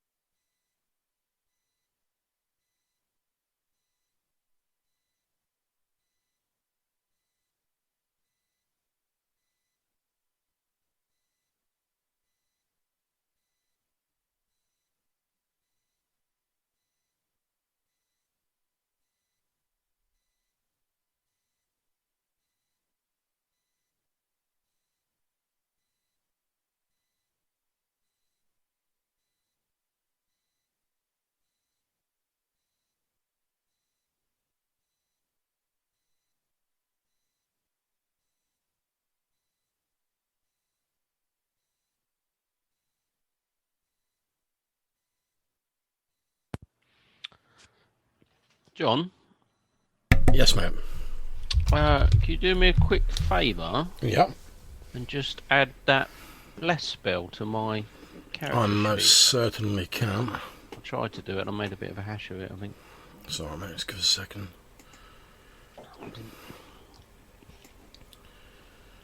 Brother Lomas.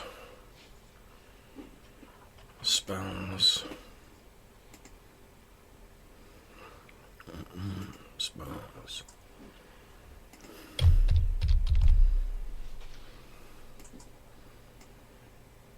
There you go.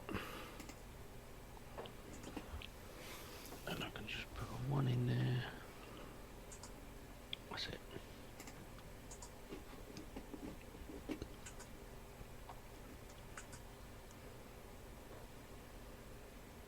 Right. Cool. Thank you. No problems.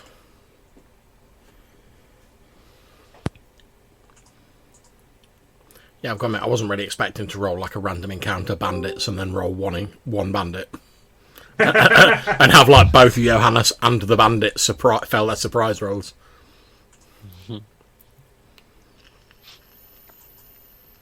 Yeah, the definition of bandits seems a bit stretched there.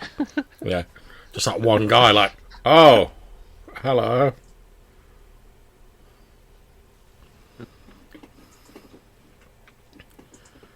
Right, we seem to have lost Johannes for a second. Hopefully he'll get back on in a I was just moment. going to say that, yeah. I know he was having some problems with his internet, being a bit sketchy the other day. Alright.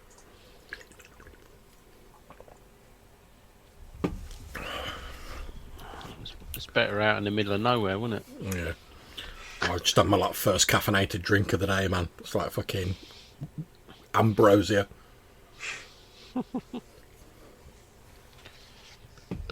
I haven't got that addiction, luckily. I love my caffeine. I really got into drinking caffeinated drinks when I was working nights. And I was like, I've just got to stay awake. Because I was working like 8 till like 4 in the morning. Or sometimes 6 till 4 in the morning. And I was just like, oh, I need something to keep me awake. So I was just like drinking coffee constantly. Yeah, I didn't do nights very long. That didn't do my body very good. No, it didn't do me any good at all. I mean, don't get me wrong, it was good for the money. Because obviously, like, I was asleep during the day, so I wasn't spending any money, and I was getting extra lot on sociable hours pay, so it was great for that. But me and Hannah never got to spend any time together. When like we did have a weekend, because my body wasn't used to it, I'd just be like walking around like a zombie like all day. It just made me feel ill every time I sort of went from one to the other. Because it used to be like a week on, once every month. I think I did 1 week a month, and it just hit me really hard going onto it and coming off of it. See, I was just on permanent nights, although I remember one time when they offered me like a load of extra money to like cover someone's day shift, so I ended up doing a night shift and then a day shift straight afterwards. Yeah. And like by the time I got to the end of that day shift, I was just like, nah. I had to walk home, and I lived like half an hour away from where I worked. It took me like an hour and a half to get home, just because I was like shambling like my way down the path, like staggering around. I was like, "Do you know, if someone sees me now, they think I'm drunk." Because I was like doing that, where you're swaggering sideways and you're walking.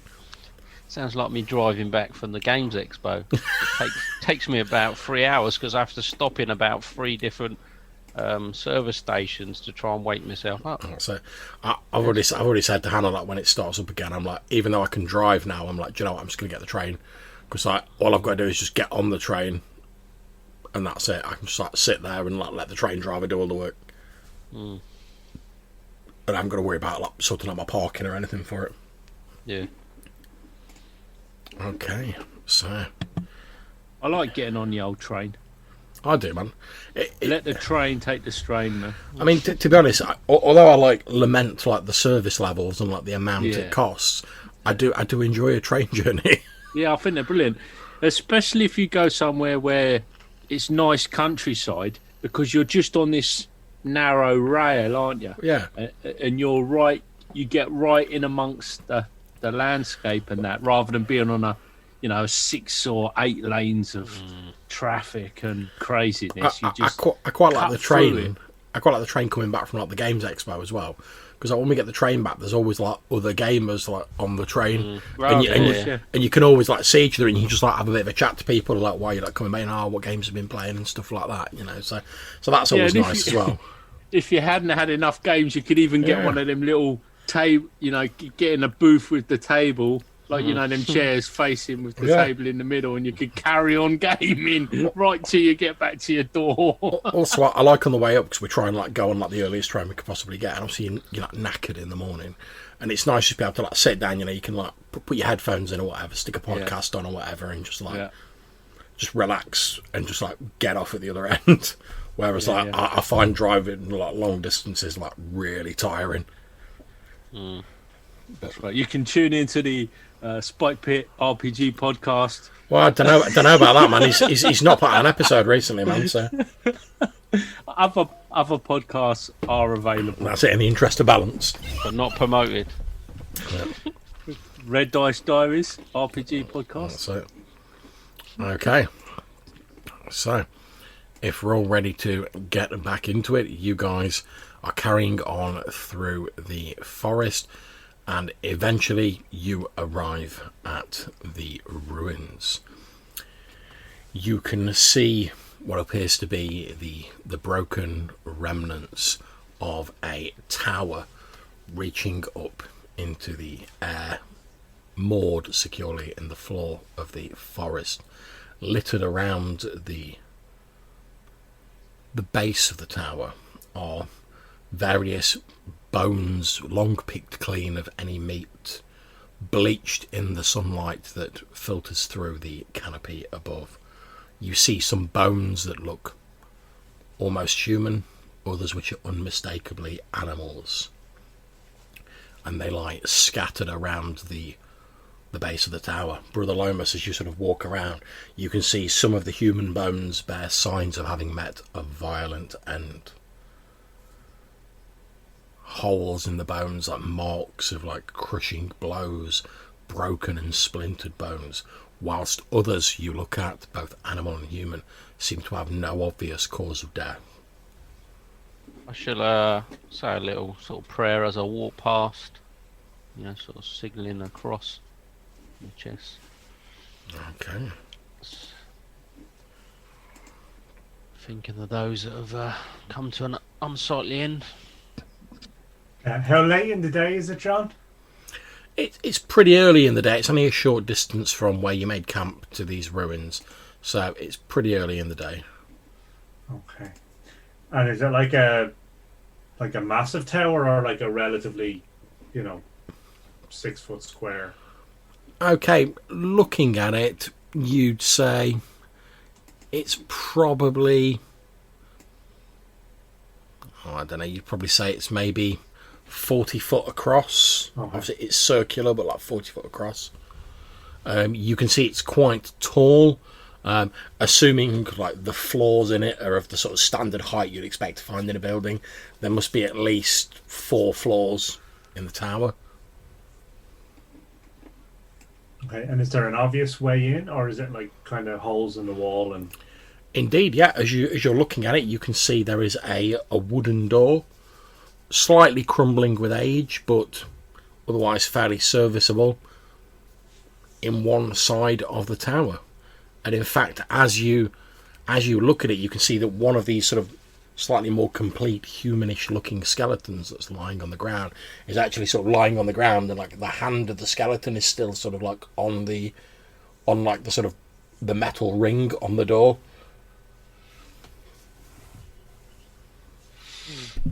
Okay. When you say ruins, with regards to this, how badly in disrepair is it really? It doesn't look like it's too badly in disrepair, to be honest. There are bits where the stone's sort of crumbling away a bit. You can see cracks in the masonry, probably caused by the expansion of frozen water and stuff like that. And there's obvious bits where like damp sort of like seeped in.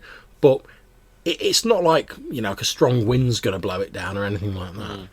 It's just if we go in, you know, I was just wondering how much, danger of it sort of collapsing or... I know, if only you knew someone who had the skills to pay those particular bills. Perhaps someone with a bit of knowledge of like construction tricks or something like that. Yes. I was just thinking. A skeleton hanging from a door knocker is not something that you see every day. Well, I'd hope not. It depends where you live. Oh, I can barely go a day without bumping into some like undead door knocker. I say we should proceed with some caution. Is it?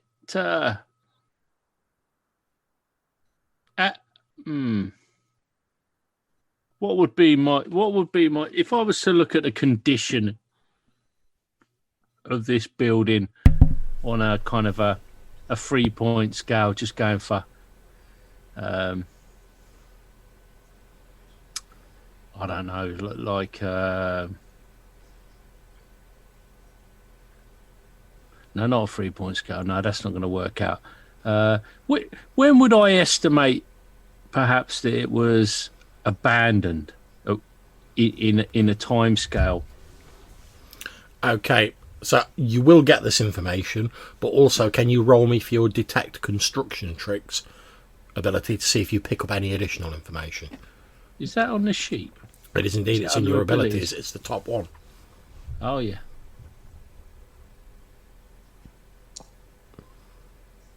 A 3. Okay, so you're just getting the basic information. It looks like it was abandoned like a fairly long time ago. However, as you're sort of moving up, and as you've said, you're sort of like, you're obviously looking at the skeleton because you're like, that's not something you see every day. As you're sort of looking at the skeleton, obviously you're looking at the door that it's holding the metal ring to as well. You can see signs that, like, from like impressions in the ground and the sort of hinges on the door, that the door has been sort of opened and shut, so used fairly recently. Although the exterior of the tower is very old.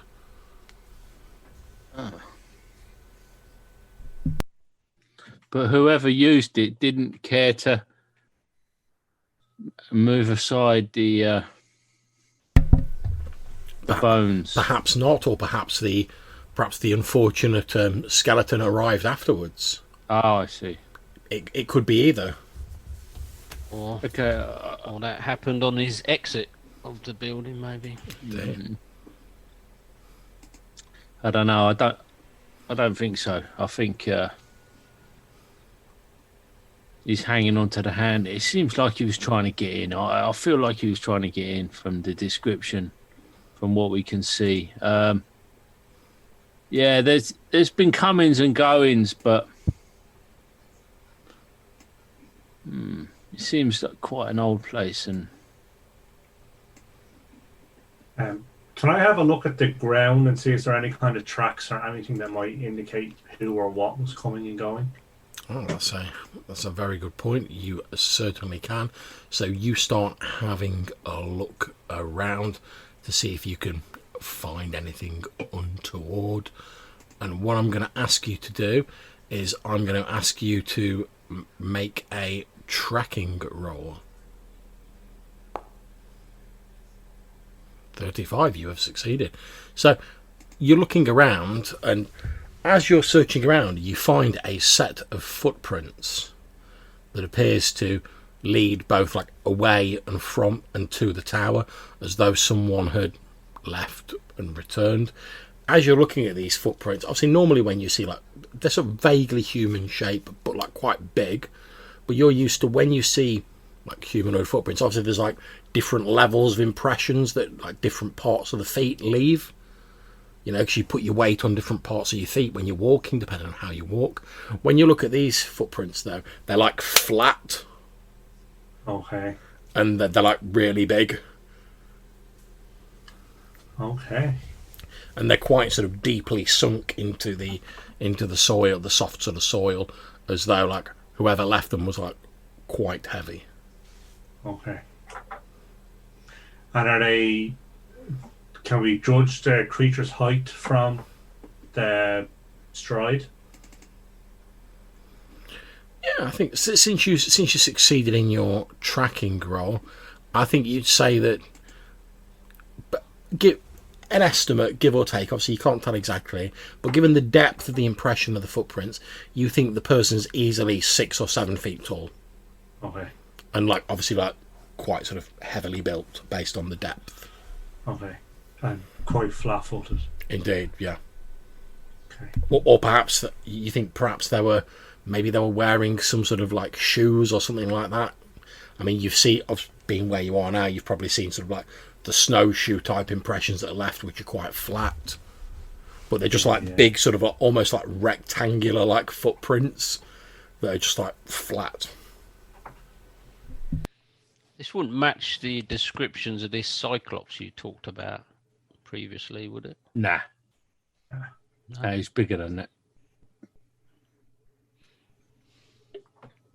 No, he'd stop in his valley. He'd stop in his valley. I can't see him coming out here to a tower. He's got a whole flock of sheep, and I think he was quite busy in his valley. Is there any windows, John? Or Yeah, that's what I was going to say. Yeah. Windows. Okay, on the ground floor, you can't see any windows. However, as you look up the tower, you can see there are windows on the what you consider to be must roughly be like the first, second, and third floors. okay. As Are you, they glass windows, or do they look like there's just an arch? they're just like sort of small, sort of like narrow holes in the walls. You can see there's about 5 or 6 of them on on what you see to be the first floor, a similar number on the second, and then there's like 4 or 5 on what you think must be like a third or fourth floor. Okay. And do we think that they're like arrow slits, or like they're full on? Yeah, windows they're like you those really narrow sort of windows for like people to like shoot through or just sort of like peek through. They're not like windows that you could like climb through. Okay. So if assuming we've done a quick scan of the walk all the way around, we're basically thinking the only way in is the door. Is that right? It would seem to be from a sort of the cursory inspection that you guys have done. Okay. Let me test this door with my sturdy staff, Okay. and I'm going to walk up and try and sort of loop my staff through the ring on the door with this skeleton hand it's holding. Yep, not a problem. You can easily do that. You sort of just nudge the skeleton aside with your staff and like push it through the metal ring on the door. And I'll just try and give it a bit of leverage to try and, I don't know if it opens outwards. You sort of give it a gentle pull. The wooden door swings open with a slight. Okay. And sort of, poke my head round from a distance. Okay, so what I'm going to do now is I'm going to move all of you guys onto a map of the tower. I've just put all of your tokens in the first room near the door. So I'm assuming that we're going to have some problems with like people being able to see stuff. I'm hoping not, if I remember to set this up correctly. But if anyone can't see anything, if it just goes black, let me know.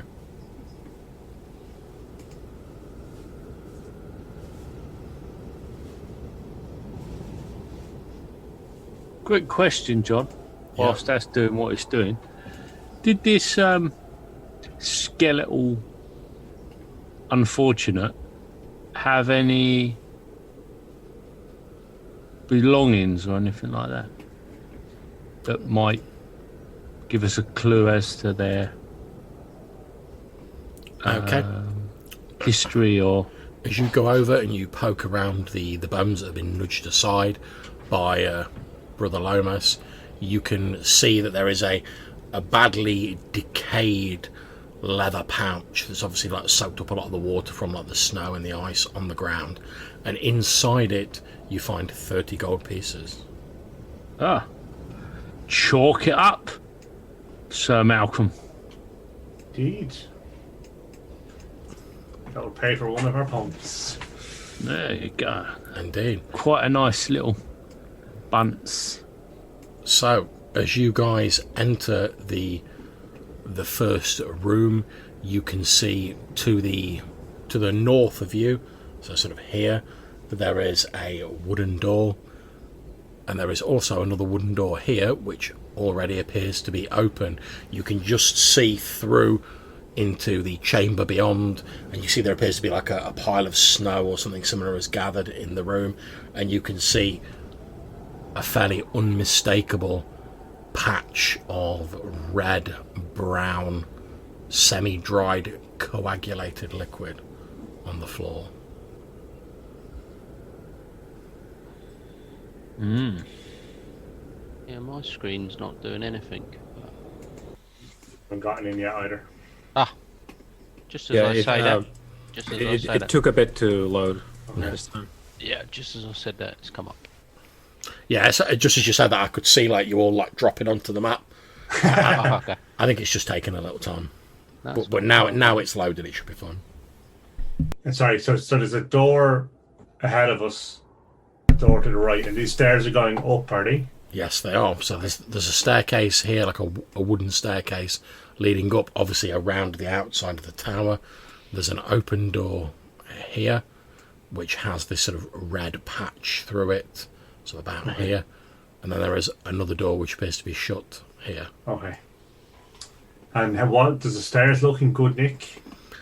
Sheltered from the elements, the stairs appear to be reasonable. I mean, they've decayed a little bit because they're made of wood, and as Leopold said, the tower's obviously like quite old, so they're a little bit worse for wear, but like not in you'd expect them to like just collapse immediately if you put any weight on them. Okay. Not decrepit. So I kind of think that we should clear it floor by floor rather than going up the stairs. So, because what we don't want to do is get caught at the top with something nasty below us. Yeah, I'm certainly interested in this. What looks like it could be blood on the Okay. floor. And just one final question on the stairs, John. Yep. Based on the weight I think that the creature outside might be, would I be confident that it could have walked up the stairs? You think probably yes. You think the stairs are probably in good enough condition. Okay. And they look like, I mean, even you, Leopold, looking at them, you're like, yeah, they've obviously been built to last. I mean, they're made of wood and they're still here. Some good solid oak there. Okay. Indeed. So I think I would like to edge around to here, sticking close to the wall. Okay. And not to discourage you or anything, but just to let you know, guys, as you're entering this area, at certain points there is a very small chance of a very quick death. So I'm just letting you know that. That's a bit random. So basically, don't touch anything, don't walk. And that Maybe is we what should you just go and see call. Deer Song. That's what you call foreshadowing. Unfortunately, I can't really give you a lot of details without sort of like ruining it. But you know, like the certain like sort of save or die like scenarios in like early D&D. Okay. That there's a small chance if you're not careful that may occur. It's only a very small chance, but Okay, as long as I don't get sat on the bench for the whole session, I'm all right. that's it. What I thought I'd do is I thought if anyone died in the tower, I thought perhaps I'd like bring in the bandit guy you met, and he was like, oh mate, oh well, I don't want to look like I'm a coward, like they've gone in, or maybe I'll follow him, maybe I can find something to rob. So whoever like died, we could have them like play the bandit guy for like the rest of the session. Then they could gen up a new character at the end. That's your prize then. Like whoever catches the 1% death chance. It's Banditville for you. Yeah. Bandit Jenkins. This means if I get killed, I can't fairly podcast about. Yeah, I thought I'm not having Colin like making like 6 podcast episodes about how he had to sit that off my game. This is a disclaimer. If you go any further and you void any rights to complain. And that's it. Awesome. I like your style, man. Well, I always feel it because I always read the small print. I'm not going to say like because I think save or die things are part of like old school D&D. I'm not going to sort of disallow them, but I don't use them very often, and I think it is only fair to sort of like say to players like, look, that there's a chance this might happen, so just to let you know, there is a plan to like get you back into the game if that happens quickly, but just to let you know, so it's not like just wandering down the road and suddenly like you're dead. Yes, because that's just annoying. Right. Okay. So what do you guys want to do? Obviously, we're not in combat rounds or anything like that. Pass the 10-foot pole, brother Lomas.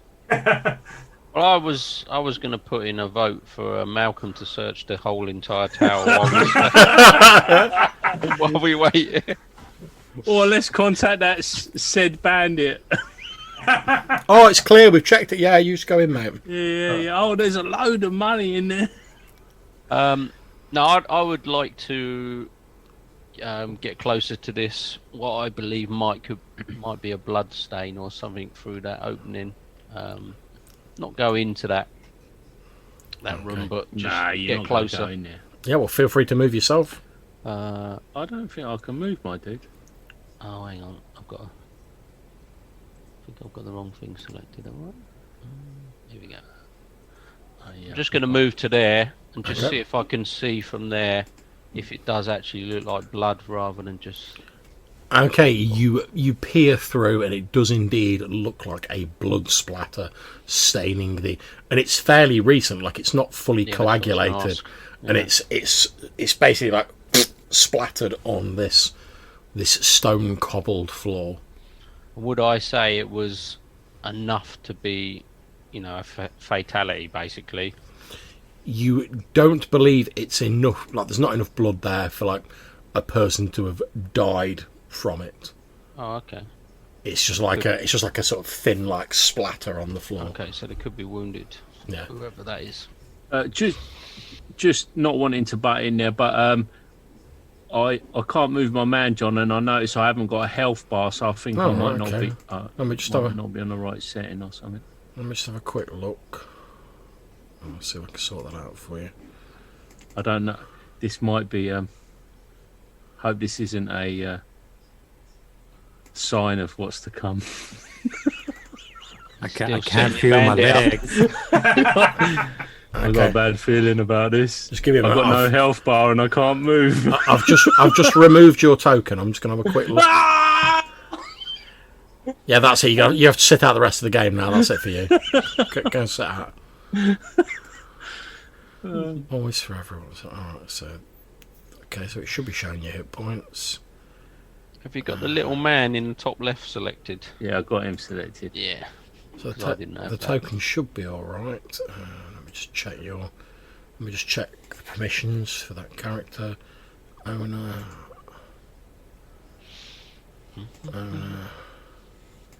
There's always one. Okay, let's try it. Try it now. There we go, see if that works. Yeah. That looks better. I don't know what was going on with that. I literally just dragged the character onto the sheet again. Onto the map again, so okay, what's going on I feel there. a lot better now. So, and that's when they get you. He's lulling me into a false sense of security. Okay, so you spotted that it is a splattering of blood, but not enough to be like a death wound, Brother Lomas. But yeah, I do think it's recent. Yeah. Okay, I shall tell my other companions that it certainly looks like a blood stain that's fairly recent. Maybe There's no an trail injured of- party. There's no trail of blood though. Well, not without going into the room maybe and No, I mean investigating it's not further. come out here, is it? No. At this point, Brother Lomas, can you please roll me a d6? My screen hasn't Oh, loaded die. back up yet. 4. Okay. As you're sort of like peering through the door, you think you hear like a very faint like rustling sound coming from inside the room with the blood stain. So I've got to tell you that's a bit weird that there's blood on the floor and there's no blood out here. That would suggest that whatever made the blood is still in there, potentially hanging from the roof or... Because the stairs are on the outside, aren't they? So Well, yeah. outside of that room. Room, they're yeah. on- yeah. So that is possibly the only room on this floor. So, like you say, Yeah. whatever's in there. Don't you just stick your head around the corner there, Brother Lomas? Chuck something in there. Chuck something in there. I'm not in a position to chuck something in there. There's loads of rubble on the floor. I'll be there throwing a piece of rubble. That's true. There's plenty of bits of broken masonry, stones, Oh, there etc. is. lying about. Okay. Yeah. Yeah. Sorry, John. Is this thing here another door that I can see from where I It is am? indeed, yeah.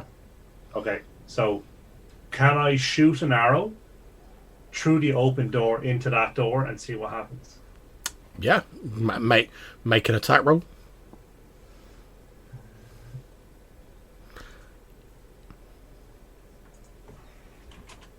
You only need to get a 10 or a higher. You got That's fine, so 13. So, yeah, you fire an arrow, it sails across the chamber, and it hits the door opposite, goes like, boom, sticks in the wooden door. Okay. Was I guess that, we're waiting to see if that attracted anyone's attention. that was into the room I was peering in, was it? That's correct, Yeah. yeah. Yeah. Oh, okay. He's like fired straight across. Yeah, well, I through the- shall prepare in case anything does come shambling out or whatever. And listen Okay. for any more noises. So you listen and you don't see anything come shambling out. But after a few moments, you hear a very soft voice coming from inside the room that says,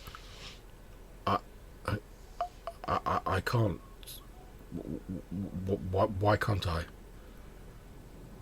But I can't. Why can't I?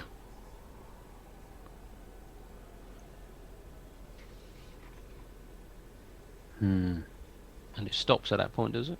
Indeed. And as it stops again, you hear this slight sort of rustling sound.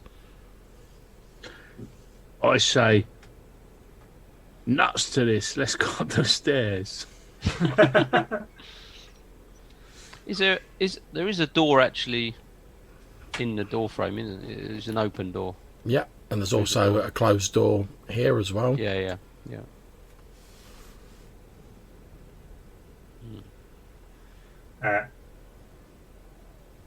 After a few minutes of nothing, I will approach the door. Okay. What, the open door? The open door, yeah. Malcolm, there's blood on the floor. Do you wish to add to it? Always. And basically what I want to try and do, John, is... Your predecessor was just this way inclined.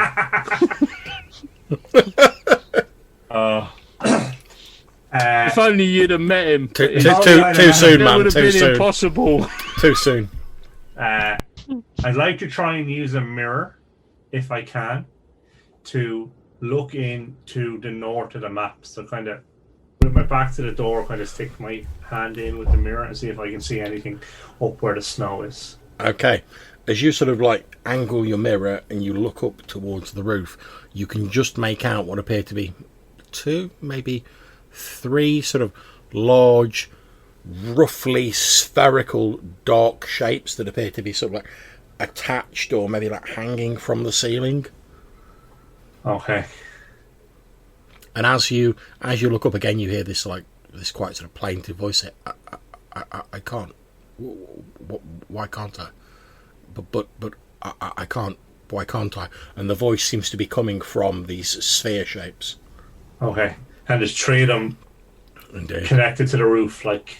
Seems to be. You can't really see any details. You see that these sort of black, sort of dark spheres, sort of like attached to the roof. Okay. So I'll just make the 3 sign to everyone, so everyone knows that whatever it is, there's 3 of them. Can I see anything else in the snow or understand where the snow came from, or? It would appear, as you look at it, that it is just like a large pile of snow. You can't see exactly where it's come from. Maybe it was tracked in there by something. You're not sure. Okay. But there's no, like, hole in the wall or Yeah, any there's no, like, obvious, like, big hole in the wall. Okay. Malcolm, is it colder in there? Is it colder? I don't know. I'm only looking in with the mirror. I'm not going in the room. No, you're standing by the door though. Is there like a draft? You have noticed that, like, the air coming out of the room is noticeably colder. Whether that's just because of the big pile of snow, you're not sure. Okay. And there weren't no snow outside at this point, was there? In this You're in Valcona and there's always snow. Oh, there's totally always snow. Yeah, but it's not like there's a blizzard going on or anything. It's just like there's just your standard bit of like low-lying snow on the floor. So there could be just no roof or nothing above this. It could just be open to the elements theoretically. Well, I mean, you can see, like, as Malcolm's looking in this room, that there is a ceiling to this room because the spheres are attached to it. Oh dear. Okay. I didn't want to hear that.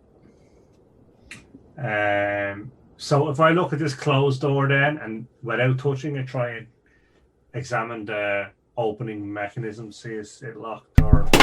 It doesn't appear to be locked. It's a wooden door, rather like the one that is opened that allows you to peer into the room with the blood. It just has like a simple like sort of metal doorknob on it. Okay. So I suggest to Leopold that he moves out of the way and then gesture to Brother Lomas that he should use his staff to try and open it similar to the outside door, and I'll move back here out of the way. I shall attempt it, certainly. Okay. Let's just wait for Leo to move in case there's some sort of... Yeah. I love the way that as you say, you're like, well, let's wait for Leo to move, and the token's like, whoop, whoop.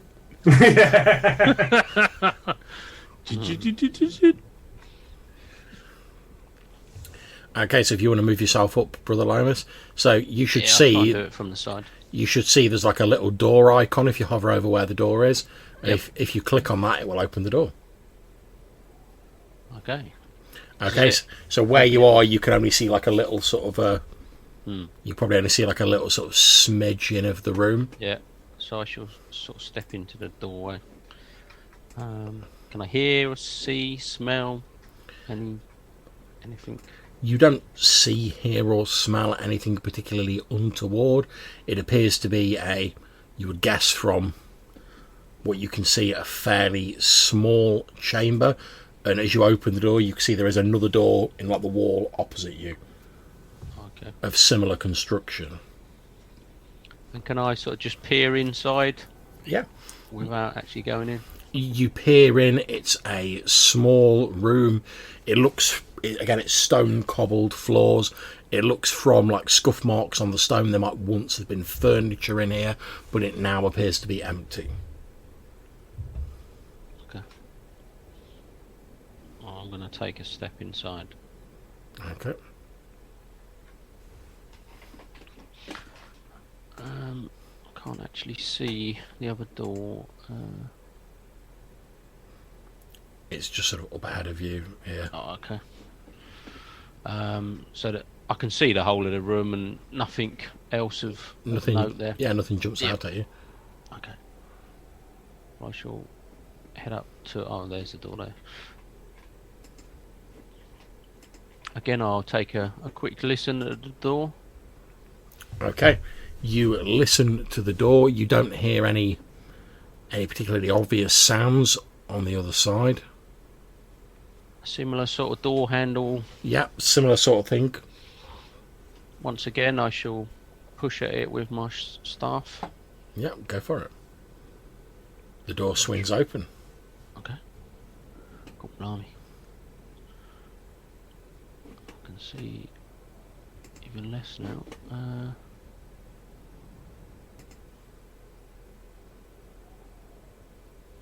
Okay, I'll peer into the room and see if I can see anything of note. Okay, you peer into this room. Again, it's a largely empty room with a stone floor. As you look in, you can see what appears to be a large wooden chest in the centre of the room. And what I'll do is I'm just going to move you in so you can like see a bit better. Okay, yep. So there you go. Yep. Okay, I shall pass the word back to Malcolm of a chest in the room. Okay. And it's sealed or shut, It's shut. sort of unscathed. Looks pretty It looks in pretty good condition, yeah. good condition, yeah. Is there dust on the floor or any tracks that I might be able to look that people have been in here recently, or? There don't appear to be any tracks in these two rooms, so it doesn't look as though anyone's been in here recently. Okay. And is it quite dusty from like years and years and years of? Okay. Seems somewhat suspicious to have a chest in the middle of a room in an abandoned tower, wouldn't you think? Indeed. Indeed. Is there a lock on it, or what's the locking mechanism? Okay, you look at the chest, and there is indeed like a large metal, almost like padlock, on the chest. Okay.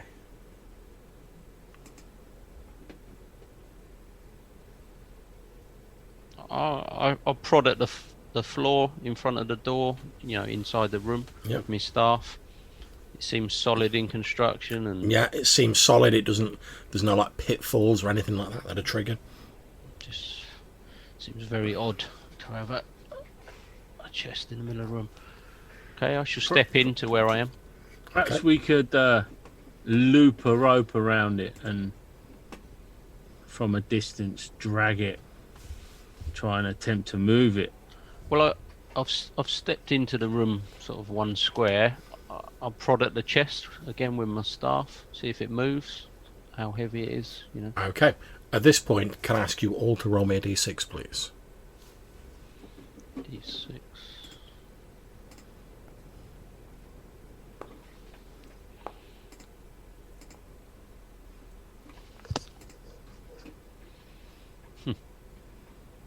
Okay.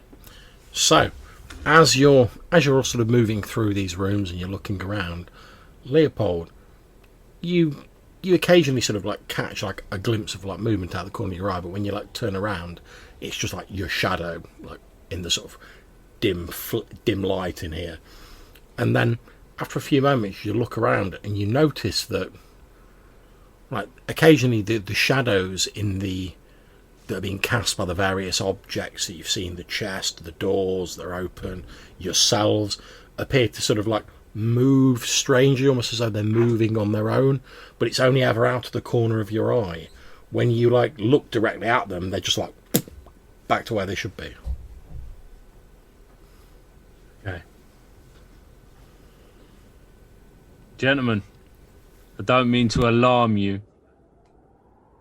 And I don't know about you lot, but out of the corner of my eye, shadows are doing funny things. There is some sorcery upon us. I fear this place is cursed with fell magic. My shadow is not what it was. And looking at your shadows, they are not what they were either. Nor are the shadows of anything else in this place. There is something mightily mistook about the whole affair. It's giving me the creeps. I think whatever we are doing, we need to do it fast and be gone. Calm down, Leo. It's only a room. Is this place not splattered with blood, filled with snow from a sealed ceiling? A mysterious chest in the middle of a room?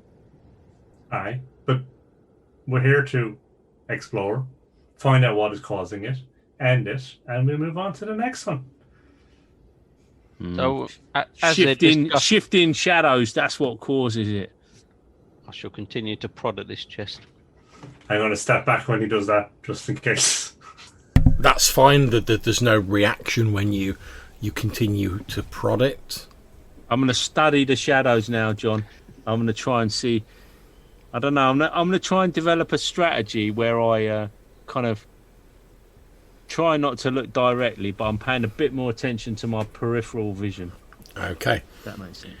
So as you're sort of like, you're trying to glance out the corner of your eye, because like when you look at them directly, nothing seems to happen. Yeah, After you've been doing this for a few moments, you notice, like, maybe you're wrong, maybe you're mistaken, but you notice that like several of the shadows, i.e. your guys' shadows, have these like, they're sort of your standard sort of dark grey, sort of black shadows, but they have darker spots in them that out of the corner of your eye look disturbingly like dark shadowy eyes staring back at you. So like our shadows have taken on their own will, kind of, or their own. That's certainly a valid interpretation. Yeah.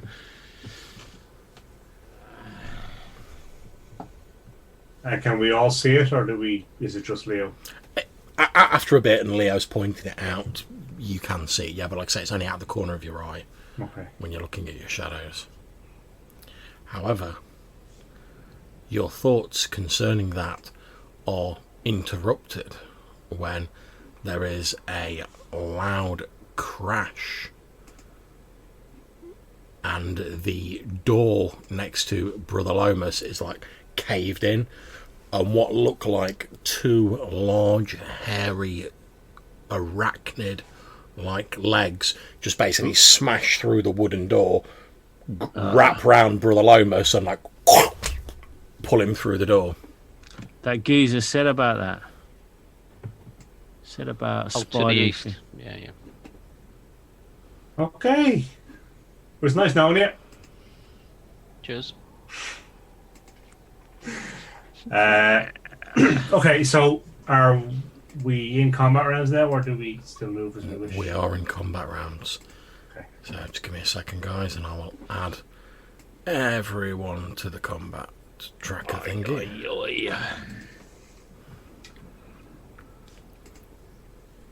There we go. Okay, let me begin the combat. So that should roll the initiative. And handily, it's Brother Lomas going first, which is pretty handy for you, Brother Lomas. So what happens from your point of view is the door next to you just suddenly explodes in a shower of wooden splinters. And like I say, these two large, like hairy arachnid-like legs grab you and sort of pull you into the room to the east and up towards the ceiling. However, the true horror occurs as you're actually pulled up towards the ceiling. And as you do, you see these three dark spheres unfurl themselves, and you see what look to be three sort of human upper torsos and heads, but they have what look to be like 8 arachnid-like legs sprouting from random points on their bodies. And as it sort of pulls you up towards the ceiling, you see it's got this human-like face sort of staring back at you with like mandibles on it, and as it pulls you up, again in this almost like childlike voice, it says, I can't. Why can't I? But I can't. Why can't I? And all the while you can see these like chattering mandibles with saliva dribbling down and plopping to the stone floor below. Ooh, But the words of the last victim, no doubt. But before they get to act, you get to act, Brother Lomas. I was just wondering if that's actually correct, unfortunately, because I think I had my staff out. Have you got it flagged as a... I think I've normally got the sling sort of marked on my sheet because if we're sort of encountering stuff, it normally starts at range potentially. Okay, well, I'll tell you what. Reactivate your staff, and I'll just re-roll it. Because I think I'll probably. Well, doesn't that make me go last, or do you just get minuses? It would make you go last, yeah, because it's a slow weapon. Yeah. Okay, so let me quickly re-roll. Okay, there we go. So you're not actually last because like Leopold's using a slow weapon as well. Oh, okay. Okay, so it's actually in the rejiggered version. It is Malcolm going first. So Malcolm, obviously all of that stuff I've just told you still applies, Brother Lomas. You've been pulled up by this strange like human arachnid hybrid. Malcolm, you literally just see these two like spider-like legs yoink Brother Lomas through this door. And again, you hear this childlike voice calling out as he disappears into the darkness of the ceiling. What do you do? Okay. I'm going to call out to the others that Brother Lomas is in trouble. It's in the eastern wing. And I am going to head through. Oh, the door is still... Oh, no, it's not. Hang on. Okay, so...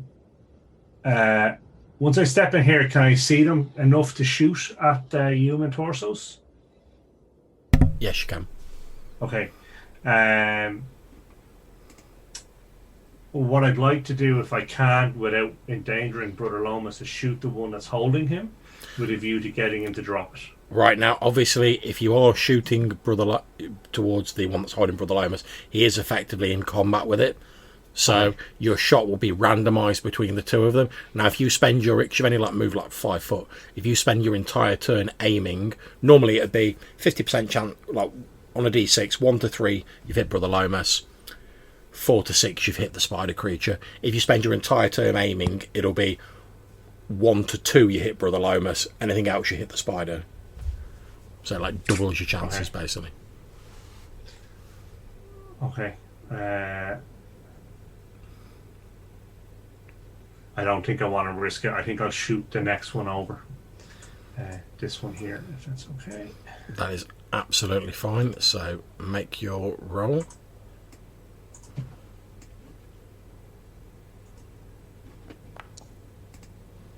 Wow. Okay. Okay, so you fire an arrow. It strikes the... Because obviously you're trying to do this like quickly, because Brother Lomas just been grabbed. You fire, you sort of snap off a shot. Unfortunately, it like hits the ceiling next to one of these creatures and like sticks in the ceiling. Okay, so we move on to Weimar. Right. So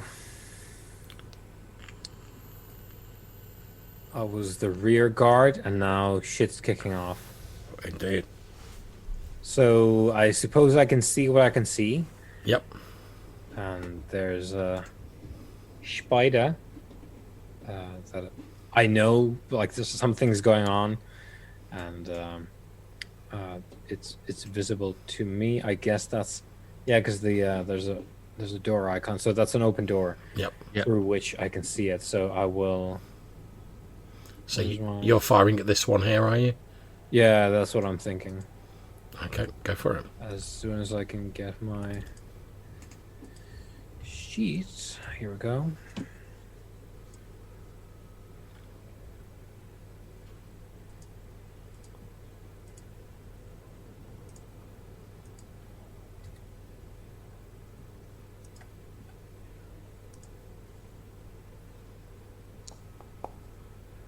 Okay, 12.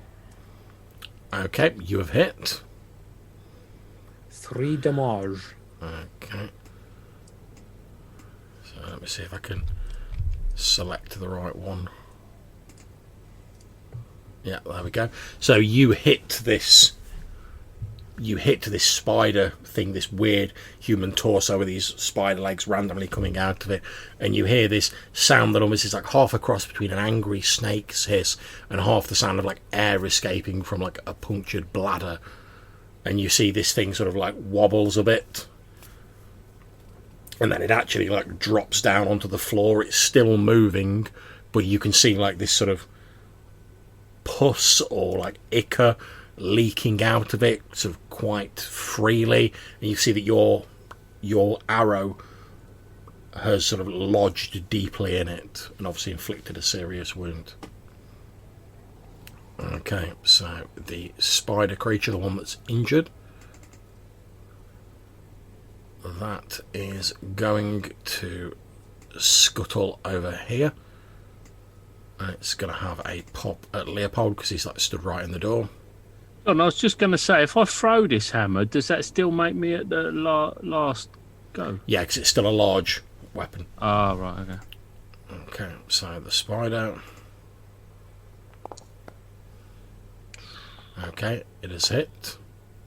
And it does you 4 hit points of damage, Leopold. Oh, I see, John. There's a thing at the bottom of your attack there.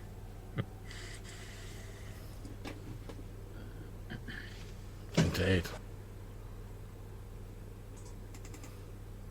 Okay.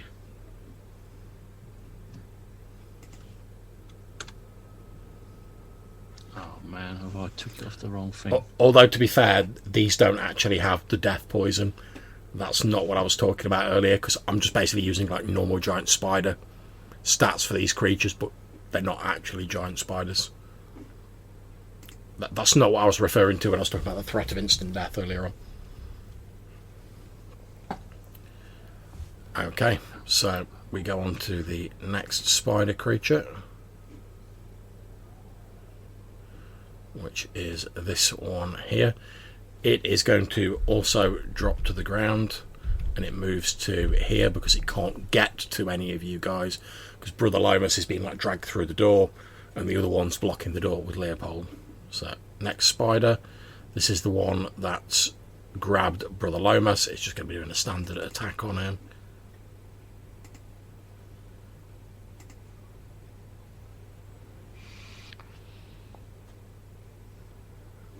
Okay, so Brother Lomas, what's your AC, Brother Lomas? 11. Yeah. 11. Okay. Yeah. So it has a hit, and it inflicts 5 hit points of damage on you as it bites into you with these chunky mandibles. Okay, and now it is Brother Lomas himself. That's right. Okay, so one of them's got me, or got hold of me. Can I still sort of stab at it or You most jab certainly at can. it with my staff? Yep. So I shall try and sort of plunge my staff into its underbelly. Go for it. There we go.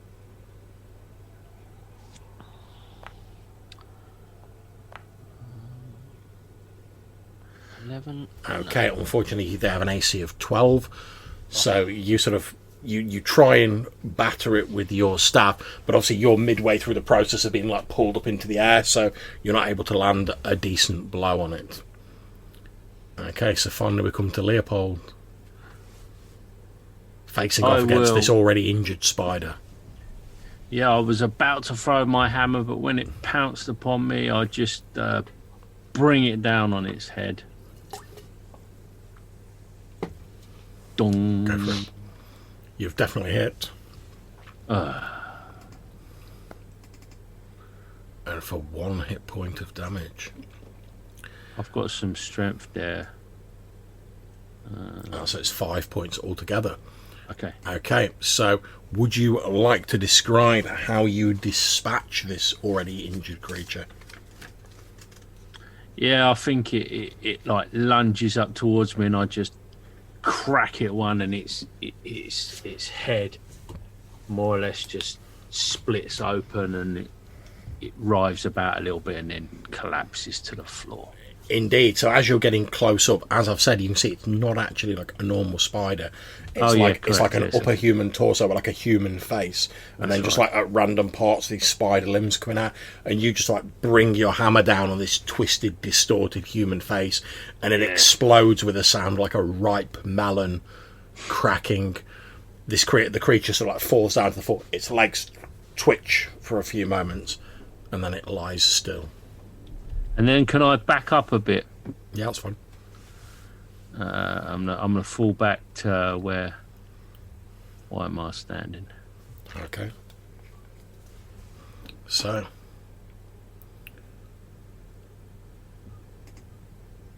And I'll shout some abuse at that other one that was coming. No problems. Would you care to avail us with any of the choicer insults that you throw at them? I don't think it's fit for public consumption. I understand. There is a torrent of dwarven swearing and cursing at these vile creatures. Indeed. Okay, so we are on to the next combat round. It's Malcolm.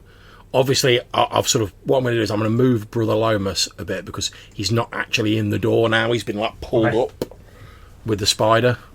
Okay. Cool. So what I want to do is basically grab my sword and shield and run in here. Yep. And lay down the law on this particular spider. Go for it. Show him how it's done. You're going to judge it? I am. Guilty!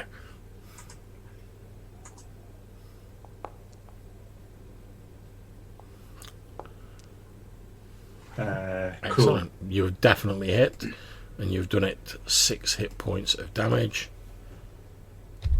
Tears charged. So you literally run underneath this thing as it's trying to put, as you can see, the sort of silhouette of Brother Loma sort of struggling as it's trying to like grab it with its arms and almost like wrap it up, and you literally run underneath it and like stab your sword into it. There's like this rain of this like ichor that just like pours down on you. But you hear this thing screech, and it actually lets go of you, Brother Lomas. You sort of drop down into the snow. So although technically you're still sort of in combat with it because you're adjacent to it, it's no longer sort of holding you up near the roof. Luckily for you, because you've landed in the snow, it's not going to take you like any time to like leap to your feet or whatever. You're not going to take any falling damage or anything like that. That's good. Okay, so Weimar. Okay, so Leopold is packing off from the door. Yeah, basically, as you watch, Leopold's like backing up level with you, and he's like,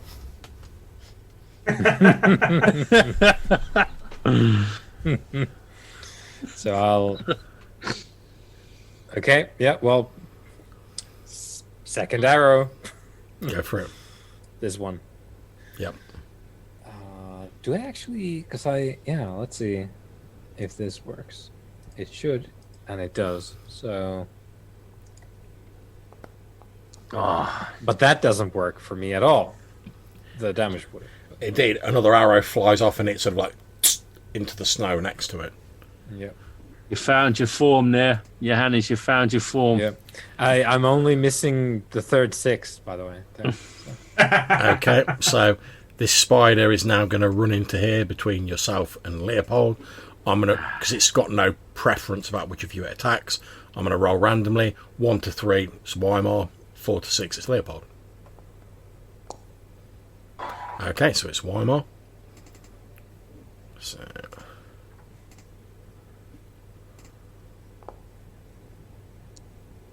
Ooh. Okay, it hits, lashing out with one of its legs and causes you 4 hit points of damage. Yowza. Is this well, I suppose what I'm gonna ask is, are these making like human noises? Yeah, they're repeating the same phrase that you heard. Exact same thing. Yeah, exactly the same puncture, although it's a little bit quieter. And as you're sort of like madly trying to fight this thing off, you think that maybe like the reason it sounded louder earlier is because like all 3 of them were sort of doing it in sync, and you were sort of hearing all 3 of them, but you thought it was just one voice. Whereas now it's just like one near you doing it. It's a lot quieter, but it's the same exact phrase, the same pauses, the same intonation, the same everything. Yeah. That's not better.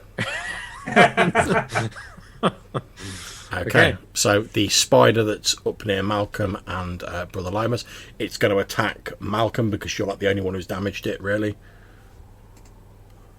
All part of the plan. Okay, so I'm guessing with that incredibly poor roll, it has most definitely not hit you.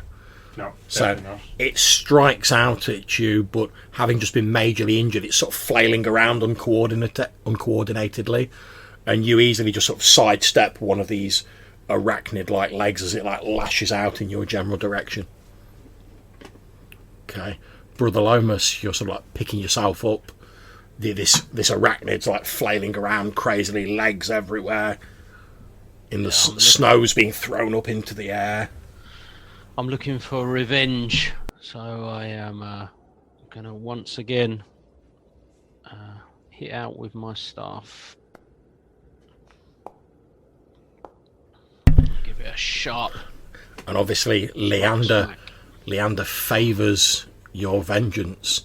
And as this creature sort of like gets itself together and it leaps towards you, no doubt intent on clamping its mandibles, you bring your staff down in the middle of its squishy, humanoid-looking interior, and it's almost as though it was like a water balloon filled with pus and ichor.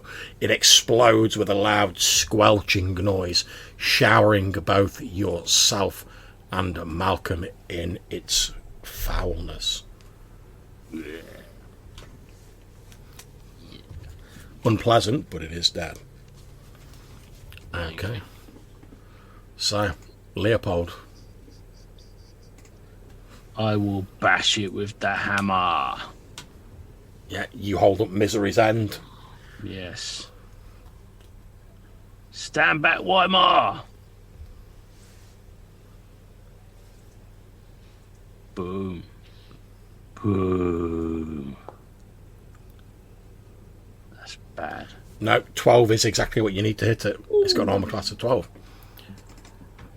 So you hit it and you deliver a vicious blow that basically caves in like 3 of its 8 legs, and it's now sort of like leaning over to one side, like sort of trying to scramble around, not really moving fully, but it is still clinging onto life with grim determination. Have I ever heard tell of these things in? You've heard tell of giant spiders, but like I say, these things are like human torsos with spider legs on them, and that doesn't ring a bell at all. No, right, okay. Okay, so we go on to the next combat round. It's Malcolm. Okay, so I mean, who'd have thought a tower in the middle of some haunted woods? Who'd have thought sorcery, man? Yeah, I know. I know, it seems most irregular.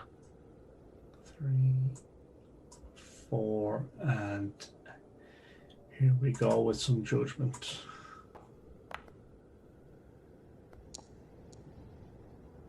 Oh, not. I give him a haircut. Yeah, you run in and you slice off some of the sort of bristly fur that's on its body, but you don't actually land a damaging blow on it. We then move on to Weimar. Okay. I have the longbow, which is gonna get slung, and That's fun. out comes the sun sword, Nice. and here we go. Swish. Not really. So obviously, I'm just staggering back from its vicious assaults. Indeed. As you stagger back, you swing, but the sword sort of is like about an inch or 2 short of the beast. Speaking of the beast, again, it doesn't really, because none of you have really damaged it, it doesn't really have a preference, so I'm just going to roll 1 to 2, Malcolm, 3 to 4, Weimar, 5 to 6, Leopold. Okay, so it's Weimar again. Oh. Yeah, the vicious assault continues.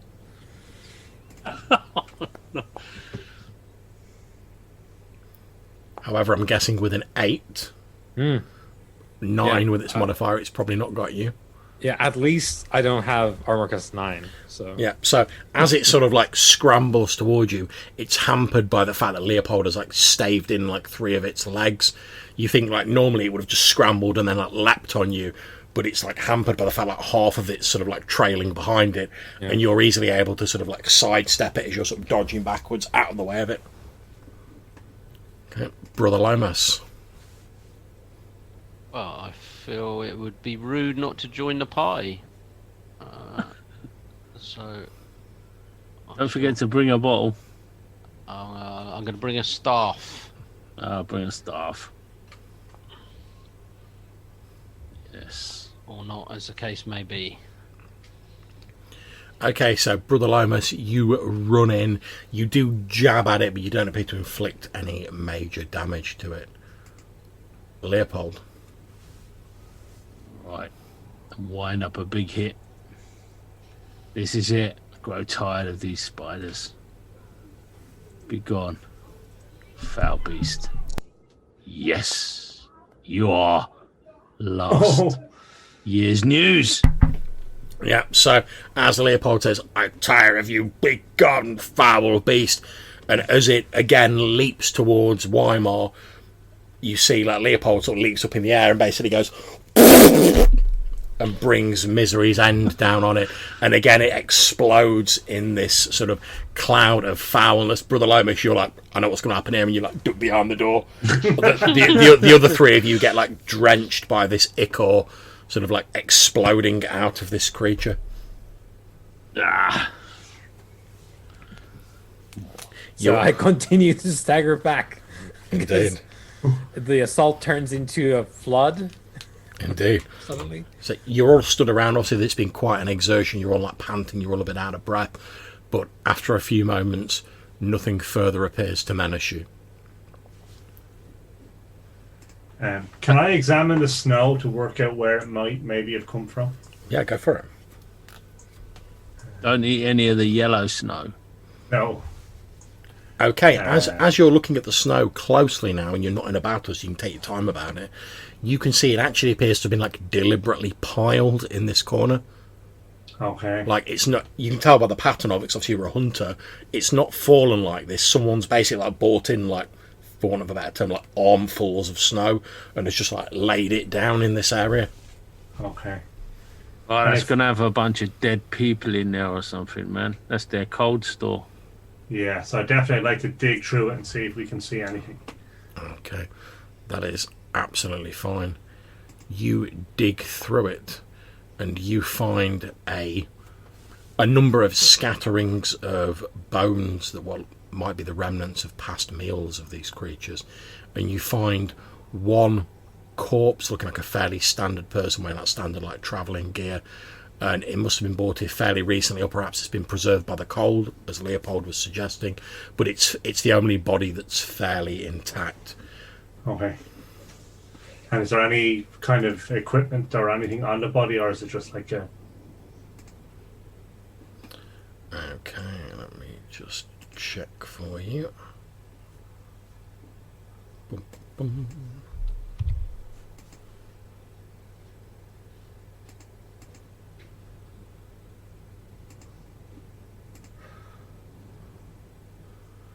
Okay, you can see they don't really appear to have any items. However, you see that underneath the body is a wooden shield, and they are wearing leather armor, and they have a dagger. Okay. So I'll just whistle across to see if anyone has any interest in any of that kind of equipment. No. In which case, I'll just take the dagger. Okay. How are you feeling, Brother Lomas? Do you still want to look at this chest, or are you in need of? Well, I might use my one of my cure light wounds just to top myself up. Are we still getting this? Am I still seeing these shadows with eyes? You are indeed. Come on. Enough of this messing about with your mutterings and mumblings. The shadows are closing in. They're looking at me. I can see them boring a hole in the back of my head with their staring. Okay, so you're casting Cure Light Wounds on yourself, Brother Lomas, is that correct? Yeah, quick breather. Okay, so as you're doing this, the sort of sound of like Leopold like talking about the shadows seems to like fade away, and everything seems to go everything seems to go dark, and you find yourself stood on the shores of a sunny beach with very clement weather. As you look out over the seas, you can see a ragtag fleet of ships of various different kinds approaching the beach. As they arrive on the beach, you see a ragtag group of people sort of dressed in rags, carrying various bits and pieces, climb off. And the very first person to jump off, who is standing at the prow of one of these boats, he jumps off, lands in the water, wearing metal armour, and walks up onto the beach. You recognise, as from the depictions you've seen of him, as Leander. As he walks up the beach and he's like helping people like pull their belongings up onto the land from the ragtag fleet of boats, like people are surrounding him, and they're praising him for seeing them safely to a new land. He appears humble, and he's saying to the people, he's saying, oh, thank you, and I'm glad we've made it here, but I do not deserve your praise. Without the carpentry skills of the great Kalna craftsman, we would not have made it this far. And as he's saying that, he gestures to the left, and you can see further down where more boats are landing and people are piling off, there are 8 dwarves, Kalna, who are sort of walking up the beach towards him. One of them steps forward, like a large bushy beard, and he says, you give us too much credit, Leander. If it had not been for your guidance, we would all surely have perished. Everyone played their part. Then the scene abruptly cuts, and you get the feeling of that a number of years have passed. You see a slightly older looking Leander sat in a large stone hall with the same 8 dwarves, although they appear much the same. Leander says to them, the old gods have failed us. Where were they when Valkonen fell into the great winter? But, my friends, my brothers, I have had a vision. This world needs new gods. You helped me once before. Will you join me in my quest to find these new gods? The 8 dwarves look at each other, and there's a number of nods go between them. And the one who spoke earlier says, we stood with you before. We will not forsake you now. Where you lead, we will follow. And then you snap back to the present in the tower, and you feel the strength of Leander flow into you, restoring a heavenly 6 hit points. And as you look around, although it felt like an appropriate amount of time had passed during that vision, as you look around, it appears like only like a split second has actually passed in the tower.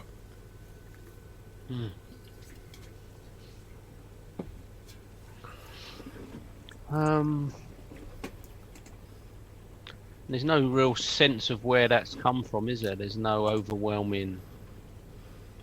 No, but ever since you sort of said your prayers and you were asking for Leander to sort of like enable you to give his blessings to people, you felt as though you'd somehow moved closer to your God.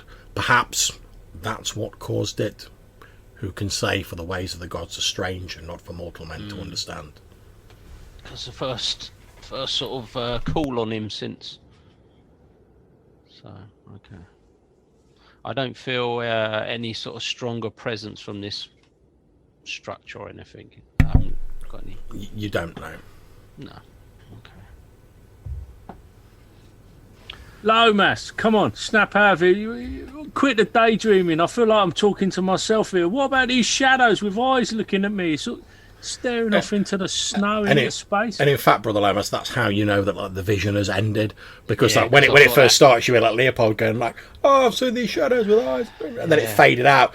And then as the vision's ending, you're like, oh, that was nice and peaceful. I've seen my God. Your sort of harmony is intruded on by this voice going, I know these darker patches in the shadows, bloody looking at me, what's going on with it? Say a few words under my breath now. I wish I could go back there. Stop mumbling. Come on. Now, Leopold, and don't take this the wrong way, but did you have any of the blue caps before we came in? What are you 'Cause trying to say? I'm not- What are you trying to say? Why am 'Cause I? I'm not seeing the whatever you're saying. Look at. Just stand still. Stand still. Pretend you're looking through that door, and then just kind of. Yep. Out the side of your eye, see his shadows. They've got eyes. Why don't we see if we... Don't look at them. Just at the side of your eyes. You'll see what I'm talking about. Why don't we see if taking one of the blue caps heightens Yeah, I was just thinking that Someone's- myself. perception? Oh, well, that's a good idea. Yeah, because I'm creeped out enough as it is. What I want to do is go run screaming from this tower. I'm Surely already we having would- a bad trip. I I don't do- need I it do- to get any worse. I do love the logic, like, Leopold's seen something creepy. Bang some of these hallucinogenic shrooms down you. That'll sort you out, son. No, I was. Under the You impression crack we on, give it to Malcolm. someone- You crack on. Give it to someone with a bit more stronger of the mind. Stronger than mine. I'll give you stronger than mine. On the wrong end of this hammer, son. You'll feel. Well, A why good don't you- right-hander, that's what you'll get. Why don't Good you take right-hander. your hammer and open the chest for us there? Like a good little... Good little. Did you just call me little? Did you just call me little? No, I said Don't- you're a minor. You said little. You said I distinctly heard the word little in that statement. You are shorter than I am. I may be shorter, but what I lack in height, I more than make up for in girth. Let me tell you that. It's sidewise land. Is it wrong that when height you started isn't- saying that, I was thinking of exactly the same sentence to follow up on that?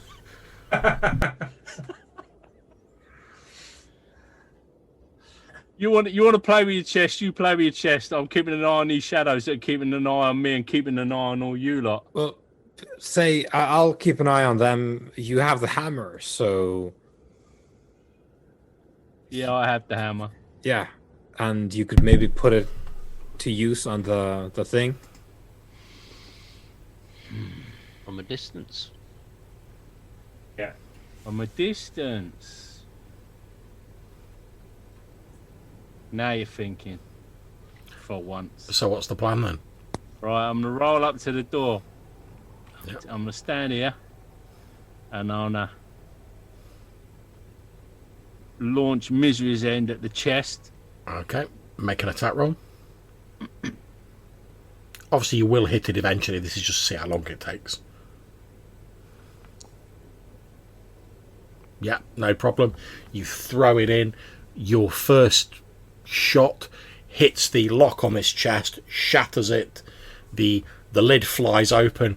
As it does, you see a number of like darts from a concealed trap inside the lid go, and they stick in the wall because there's no one there. Mm-hmm. The hammer, obviously, you hold your hand out. The hammer zooms back into your hand, and you can just make out what appears to be the glint of silver in the chest. There you go, Malcolm. I'll give you fucking little. There's your Hey, chest. you're the best little miner we know. There's your chest. Fill your boots. Right. So this door, John, that I guess kind of leads us under the stairs. Is that the same as the rest of the doors? Sorry, which door is it you're looking at? The one right beside me. This one here, I think it is, sir. Yeah, it's the same as the others. Okay.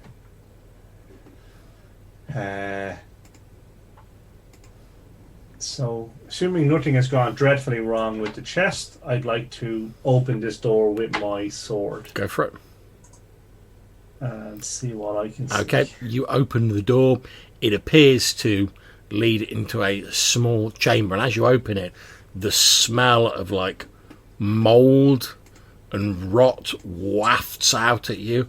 And as you look in, you see that like maybe this was once like a pantry, and there's just like the rotted remnants of like bread and bits of food, all sort of thoroughly spoiled and now sort of forming this layer of decay on the floor of the small room. Okay. So, I think probably I just want to close that door. And, should we examine the chest? Well, hopefully, what was there to stop people getting what was the contents has been triggered and set off, and hopefully it's now safe. Okay, So- so let me. I have handily disarmed it for you, gentlemen. In the most subtle of ways. Indeed. With a flying hammer. You made short work of it. Balls Mhm. hammer, But yeah. Everyone takes 1 damage. Oh. As I radiate scorn. So I guess, yeah, what can I see in the chest from like Okay. 5 feet away? You look into the Bunch of chest silver, and you can see a yeah. pile of silver coins. Okay. So I guess I'll go over and kind of root through them with my sword and make sure nothing untoward happens. You could obviously see the mechanism that fired the darts. It's in the lid of the chest. It was obviously conceived that when you open the lid, the darts would go and hit whoever was stood in front of the chest. The darts have been fired. The mechanism is now useless. You poke around in the coins. Nothing else untoward happens. Okay. So I'll scoop out the coins and see how many there are Okay. and whatnot. You now have 100 silver pieces. Okay. Quick question, John. That mechanism in that lid of that chest, Yep.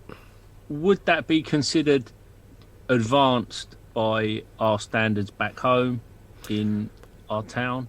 Not really. It's just No. a crude device for Okay. launching a projectile. Yep.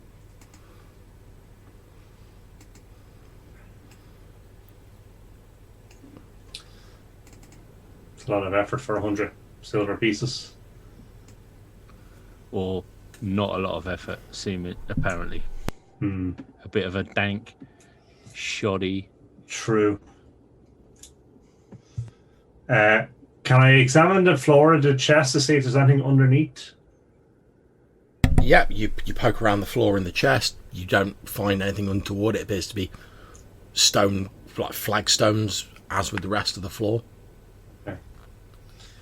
Cool. Next question, John. Yes. If I trace one of the flight of one of these darts to where it ended, and pull it out of the wall, I'm gonna take it to Brother Lomas Okay. to see if he thinks it was poisoned or anything like that. If he can sniff anything. He's got a big nose. I'm sure he could. Okay, you have a look at the darts, Brother Lomas. You don't see any sign of poison on them or anything like that. I'd say this is common dart, Yeah. fairly cheap. Yeah. You got 6 darts to score 101 or more. This is what you could have won. I was going to say, well, as the old Valkonen phrase goes, you cannot beat a bit of bully. Stay out of the black and in the red. Nothing in this game for 2 in the bed. That's it. Okay. Well, with that, I think I shall head towards the staircase. Okay, no problems. Feel free to move yourself.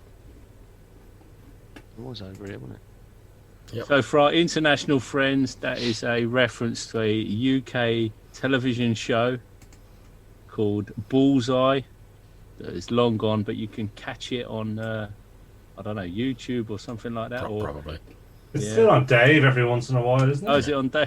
All sorts of I love channels, I balls. should imagine, across the world. Okay, so Here's what you could have won. Brother Lomas, are you heading up the stairs? I can't actually see where I'm going. Perhaps I should go first, brother, just to... Yeah, by all means. I was just trying to get things moving.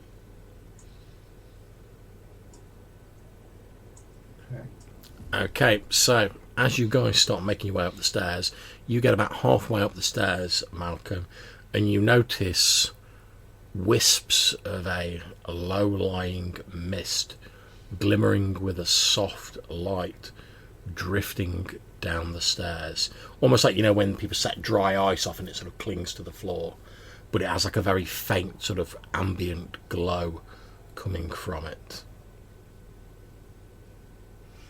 Okay. And it appears to be sort of coming down the stairs. Okay. Does it feel cold or warm, or is it just? As you, I mean, are you going to put your hand in it, or? Because obviously you're like, yeah. you put your hand in it, and there's like a faint sort of like tingle in your skin as you put your hand in it. It doesn't do you any harm. It doesn't really feel cold. It's almost like when you there's like a lot of static in the air and like the hairs rise on your arm. It feels a little bit like that. And you notice when you sort of pull your arm out of it, for a few moments, there's like the last flickers of mist cling to your arm. It's almost as though like your arm is like very faintly glowing, but as the mist disperses, the glow fades as well. Okay. And how high up does it go at the moment? Is it like kind of knee high or ankle high or? It's about ankle high. Okay. Sorcery.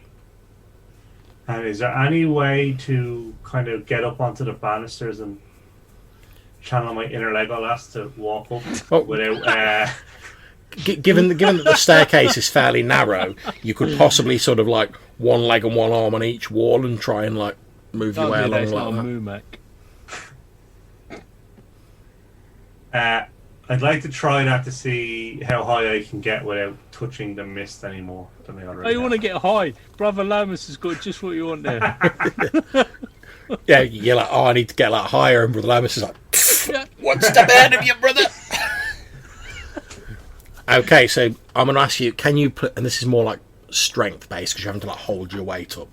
So can you make me a strength check? And this is just to see, you're not going to like fall down and like hurt yourself, it's just to see how far you get. Like if you fail, it's just basically like, oh, you've like dipped into the mist as you've been trying to do it. Okay, hang on. Oh, that's good. Okay, yeah, if you want, you can make it all the way up the staircase without touching the mist. Okay, so I'd like to do that, see what I can see on the next floor. Okay, so what I'm going to do is I'm going to move you up to the next floor, and that will be on the right. If you like scroll to the right, you will see that I've just sort of moved you up to that bit of the map. Okay, perfect. So you've literally made it to the top of the stairs. You're sort of still like on the wall, and you can see that the whole sort of floor of this area appears to be sort of like have this low-lying mist sort of hanging over it. But at the minute, you're still sort of like up on the wall, so you're not touching it at all. Okay. And can I, you staying up high, get around the corner to see what's in the centre of the floor? Yeah, you passed your roll, so yeah. And you got a 1, so... Okay, as you peer round the corner into the room beyond, you can see in the centre of the chamber is what appears to be a large cast iron cauldron. And you can see sort of cascading out of the top of this cauldron is this softly glowing mist. And it sort of like pours out like dry ice and then gathers around the floor and is trickling down the stairs. As you look around this room, you can see the spots of sort of like greenery that you can see on the map appear to be sort of like strange plants that are like growing from the floor, like out of the mist. And they look like your normal sort of plants you'd expect to find in this area, but they're sort of like twisted around and they've grown in strange patterns. Okay. I'm sorry, the cauldron is here, is it? Indeed. And you can also see what appears to be a dead body lying beyond the cauldron. Okay. Yeah. And is the mist covering the entire floor? Indeed, yeah, but like I say, it's only like an inch off the floor. Like I say, you can see this body sort of like above the mist. Although like you can't really see the details, like wisps of mist are going around it. Like so at the distance you're at the minute. Okay. And then the snow is the same as downstairs. It is indeed. Piled it in. Okay. Yep. And does it come above the mist or is the mist on top of it? It comes above the mist. Okay. So can I jump onto the snow and stay above the mist? You most certainly can, so move yourself across. And whilst you're doing that, I'm going to ask, what are the rest of you guys doing? I'm listening on the staircase for the sort of go ahead to continue up. I'm just listening. Like, you'd be like, oh, if looking around nervously. If it's not safe for us to come up, Malcolm, just make a noise like, ah! Help! Okay. What are you doing, Weimar? Keeping an eye on the shadows. I understand. Did And you see? after a few anything yet? minutes, you do start to notice what Leopold is saying. Like every time out of the corner of your eye, you're like just sort of sideways glancing one of your shadows. They appear to be moving almost as if under their own volition, and you see these like darker spots where eyes would be on a person. But as Leopold rightly told you, whenever you look directly at them, the shadow just like instantly snaps back to how it should be and looks entirely normal. I'll just take an exploratory sweep with the sun sword through the sort of air in the room. You do so, and as you're doing that, you feel your mouth moving, and you hear the voice of the sword, and you all hear this go, "Well, that won't do you much good." And the voice sort of pauses for a few moments and then says, If I had to guess, I'd say this was some sort of sorcerous after effect, some sort of side effect of something else that was done. I doubt it'll be harmful in itself, but Well, yeah, I sure as hope. Well, hope not, because I can't see it when I look at it. I say in my own voice to myself, because that's where we are. the sword says, "Yes, I think it's probably only visible permanently to those who are attuned to sort of magical senses. Do you mind if I says the voice. Sure.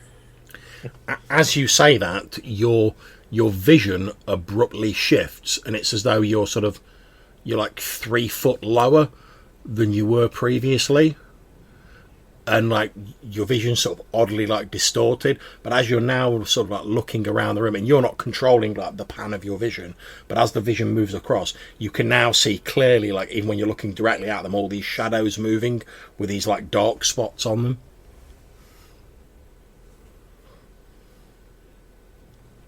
And then your vision like sort of like zips back up, so you're actually looking out of your own eyes, and again you can't see it when you're looking directly at it.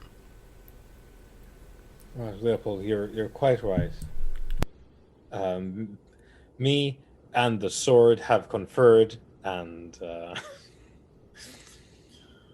I've concluded that something really bad has happened here. Sorcery. Okay, so we're going to cut back to Malcolm on the floor above. You're stood on this patch of snow above the mist. There's this cauldron still with the mist flowing out of it. There's this dead body lying on the floor about 10 foot away from you. So these kind of dark patches on the ground, are they like furniture or? So which dark patches? That's a wall. Oh, it's a wall. Okay. And this one here is the same, is it? And actually, I don't think that is a wall. That's just like a patched up part of the flooring. Apologies. Oh, okay. Okay, so it's just an open floor. Yeah. Okay. Okay, so what I'd like to try and do is with my rope is kind of throw it and catch onto something on the body and pull the body onto the snow. Okay. Not a problem. You loop, you sort of lasso the body effectively.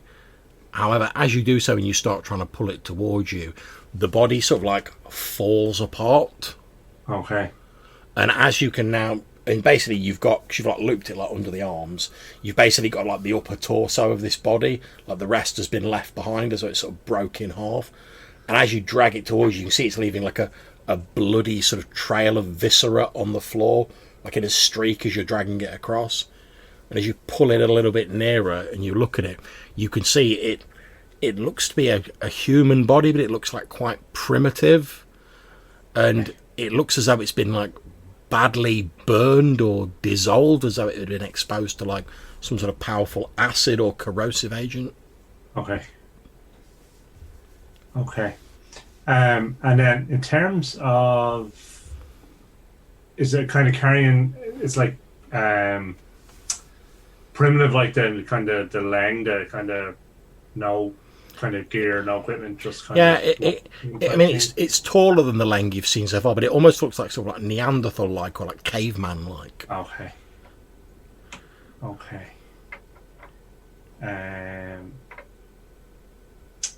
And the cauldron. Then, if I look at the cauldron, is there any kind of fire underneath or anything?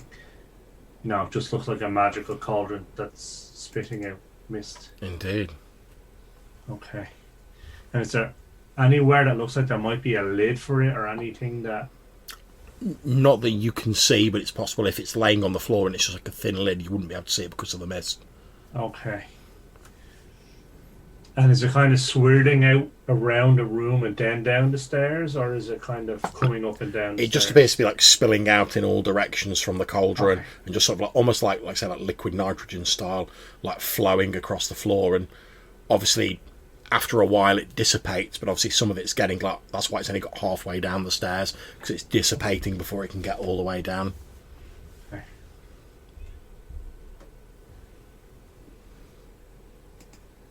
Okay.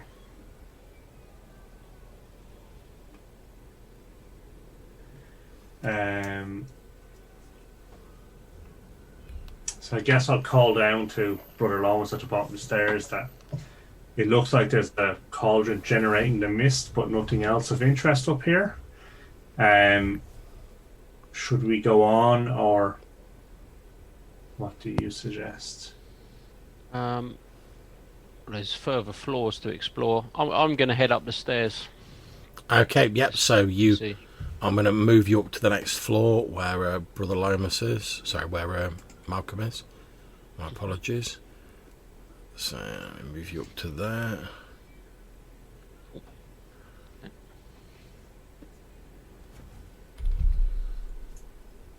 Obviously, you move through this mist as well. I say you feel a slight sort of like static, like tingling as you walk through it, but it doesn't seem to cause you any harm.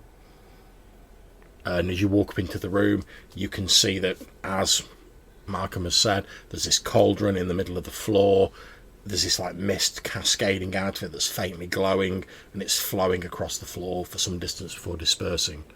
You can also see sort of here is like the lower part of a body that appears to have just sort of like dissolved away before it got to the upper torso. You see Malcolm stood on this platform of snow that's rising above the mist, and he's got like a rope round, you presume, the upper torso of the same body, and you see like the streak of like viscera where he's dragged half of this melted body across towards himself.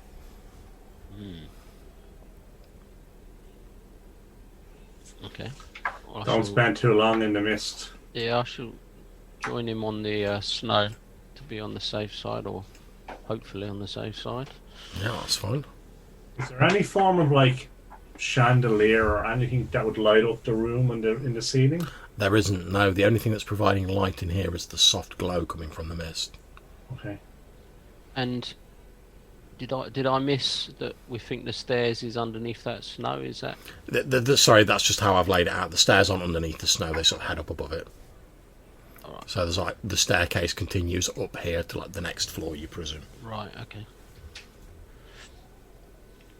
Should we head up? I think we should certainly have a look. Shall I call up the others? Yeah. Let's not get too spread out. Yep. So I shall call down to Weimar and Leopold Okay, are you heading up, guys? to join us. We don't believe the mist is harmful, but maybe stand on this snow like like we have. Right, following the steps. Yep. Follow it. Okay. And then I think I will head up to the next floor. So does the mist level out? We rise up through the mist as soon as we get up onto the next flight of stairs. That's right, yeah. Yeah. And again, you both feel like a slight tingling sensation as you move through it, but it doesn't cause you any harm. And you can see the room don't as like I've it. described. Okay, so Malcolm's going up to the next floor. So again, this bit of the map will be to the right. So I'm just going to move you over to that. Okay. As you get to this floor, you can see there is an open door to like the southeast of you, and a closed door to the southwest of you. As you're sort of looking around, you can see a few slight blood splatters on the floor, and they appear to form a very loose trail sort of heading towards this direction. Okay. And you can hear the sound of like banging coming from inside that room. Okay. And can I see anything through the open door? Okay.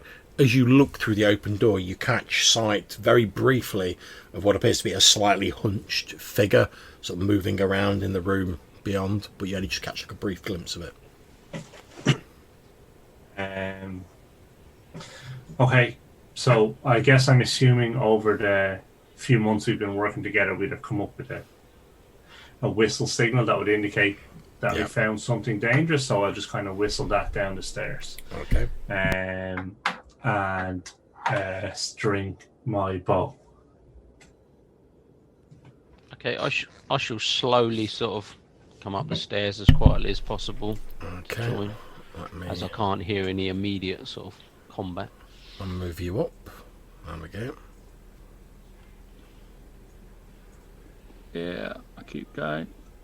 Cautiously, hammer in hand. Okay. So I've moved you up. What about yourself, Weimar? Yep, going up. Okay. Move you up. So, as I said, there's a closed door here.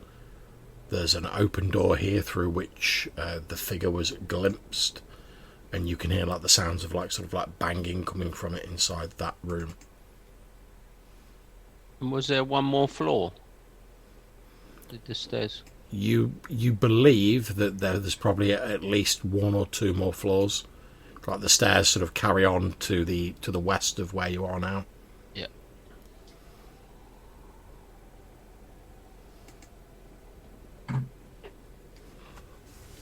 What do you do, guys? You didn't see anything in the room? I'll ask Malcolm. We've seen a hunched figure.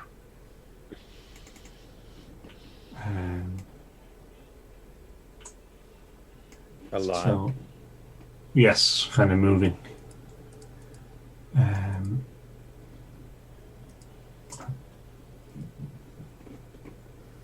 So I guess, is it worth making some noise, draw it out, or do we want to try and sneak up on it?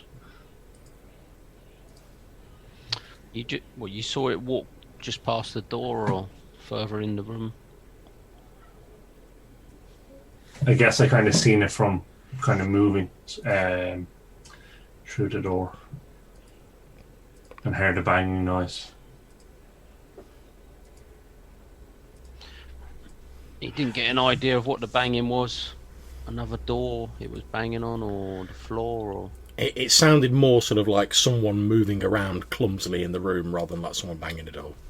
Right, okay. Okay, so I think I would like to come up to here and then kind of using my mirror again, try and see if I can see more about what's going on in the room through the door without stepping into the door. Okay, you sort of hold the mirror up and angle it and look round, and as you do, you see into what appears to be like a pretty empty chamber.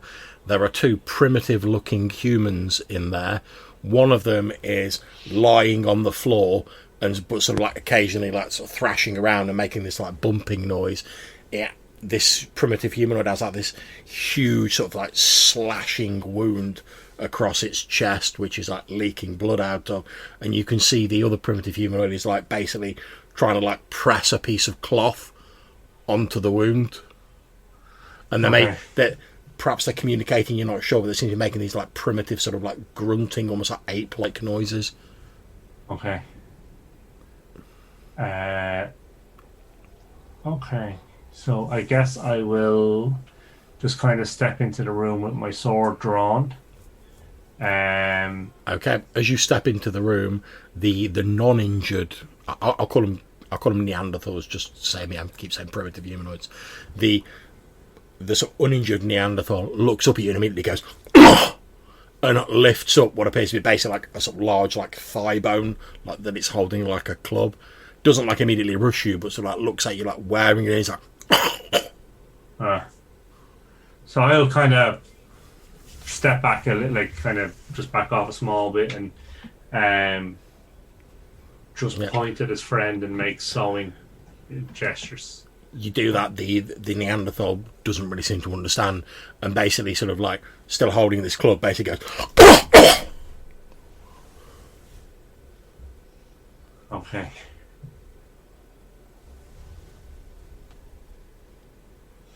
Any of you guys good with languages? I'll call out to. Well, certainly not that language. But I like to imagine, is anyone good with languages? Yeah, there's this guy that we were paying a lot of money to. Tumbleweeds blow across the room. Okay. This snow I'm on, does it look the same as downstairs? Yep. It's just kind of been shoveled in. Okay. I mean, can you see anything else in there of any sort of value or reason to, or should we just? I think shut the door? all I can really see is the snow, which there's probably no point in shoveling through. So my sense is I'll actually come out and close the door. And Yeah, leave go them. for it. They don't follow you. Okay. And then I will come over and listen through this other door and see if we can hear anything through there. Okay, you listen to the other door. You don't hear any sounds coming through the door. Okay. Is it the same as the doors downstairs with Yep. the kind of iron? Okay. So again, I'll use my sword and open it without touching it. Not a problem. You open it up, and as you peer into the room, this appears to be the remnants of some sort of office, perhaps. There are lots of sort of like books and scrolls like piled around a desk here, although you can see just from looking in that like most of them have obviously been like ruined by like the damp and the passage of time. It's quite cold in here, and you see like this desk at the far wall with a few like bits and pieces on it, but you can't really tell what they are at the distance you're at. Okay, so I'll move up towards the desk then to see if I can see anything. Okay, again, there's a series of books. You sort of open a few with the damp, the snow, and everything's got to them, and they're all sort of pretty much illegible. However, as you're searching the desk, you do find what appears to be sort of placed inside a sort of metal box, effectively, which seems to have preserved it from much of the damage that the others have sustained, is what appears to be a small scroll with a black ribbon around it. Okay. So I will just throw that into a sack I have nearby, and we can look at it later on. Is there anything else in the room? No, just that table. Just that table, really. Okay, so then I guess we'll head back out and go up to the next floor. Okay, no problems. Are you all... This snow that keeps appearing, do we think who's bringing it in?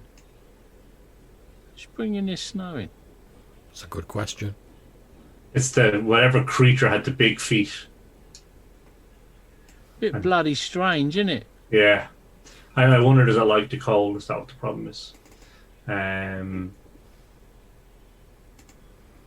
I'm sure that's the only creature that could be moving snow piles. Hold on a minute. What big-footed creature can you think of that likes snow? Don't know what you're saying. Friendly with the Hendersons. That's it. Goes by the name Haru. Okay, so are you all moving up to the next floor, or? I am going to follow behind. Yeah. Oh dear.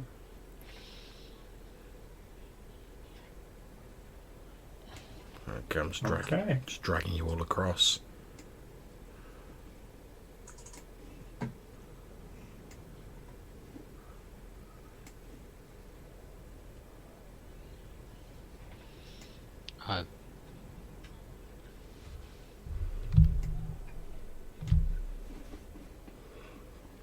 Okay, so as you all move up the stairs, the entranceway on the next floor, the stairs continue up to what must be another floor above. And as you move up, there is just an open doorway. There's no door in it leading into a chamber. You can see 3 doors sort of coming off that, but your vision is captivated in the centre of the room by a 7.5 foot tall humanoid figure that appears to be made entirely of bronze. And it appears to just be standing there, sort of like staring at the open doorway. Oh, joy. It doesn't move. Do its feet look like they're the right size for? Yep. Okay. Kind of rectangular, Indeed. kind of heavy, not very dexterous. Okay. So this is some sort of servant then for someone else. So it's someone else who wants the snow, because a bronze creature would have no interest in snow.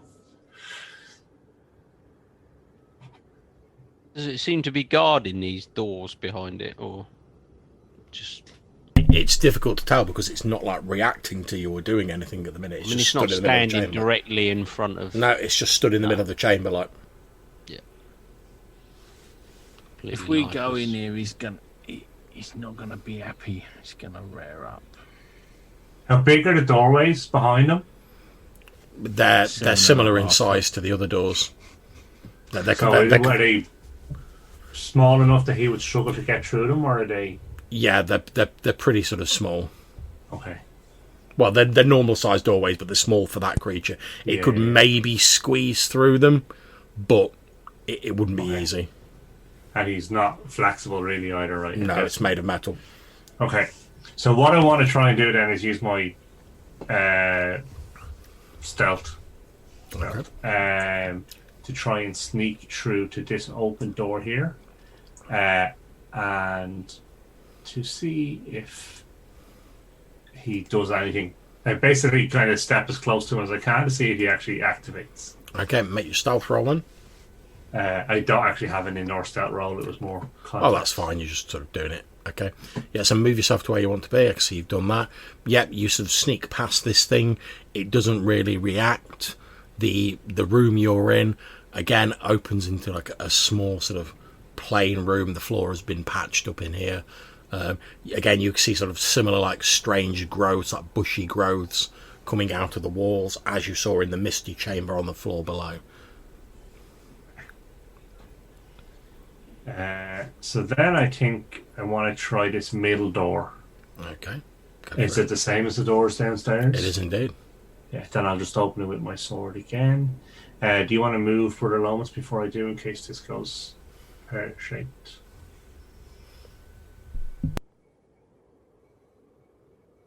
Okay. Okay.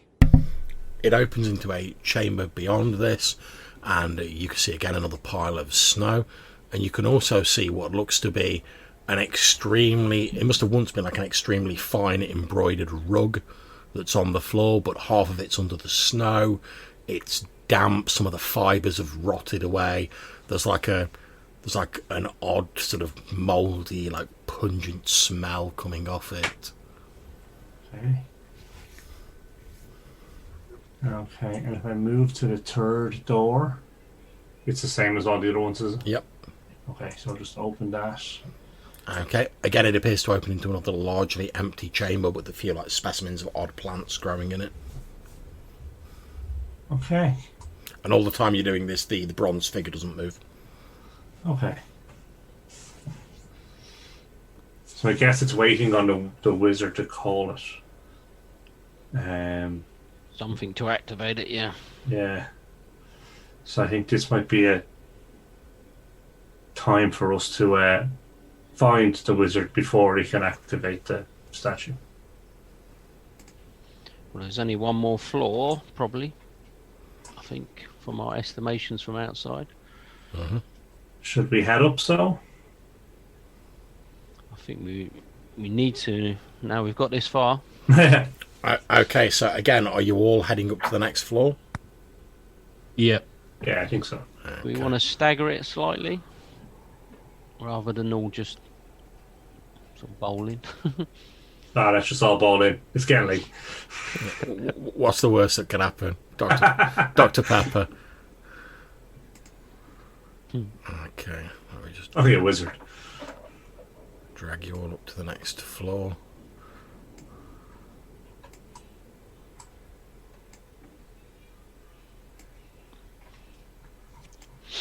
Okay, so as you head up to this floor, you can see that the stairs appear to head up, but they head up to like a trapdoor, which you assume must be up to the roof, effectively. As you look into this sort of like central chamber, which appears to be the only real room on this floor, you can see what appears to be the signs of some ancient conflagration in this chamber. The stone floor is scorched and blackened. In the centre of the chamber, lights appear to flash, and like your sense of perspective and space appears to sort of like twist oddly as you look into the centre of the room, almost as though you're like looking at this room through like a prism that's like rotating slowly. You can also see, as you look around sort of like quite near to you, sort of just about like here-ish, you can also see on the floor what appears to be the remnants of a skeleton that appears to be like burnt black, with the faintest remnants of like a few cloth threads clinging to its charred bones. It looks to be extremely old, but it's almost been like carbonized by some sort of extreme heat.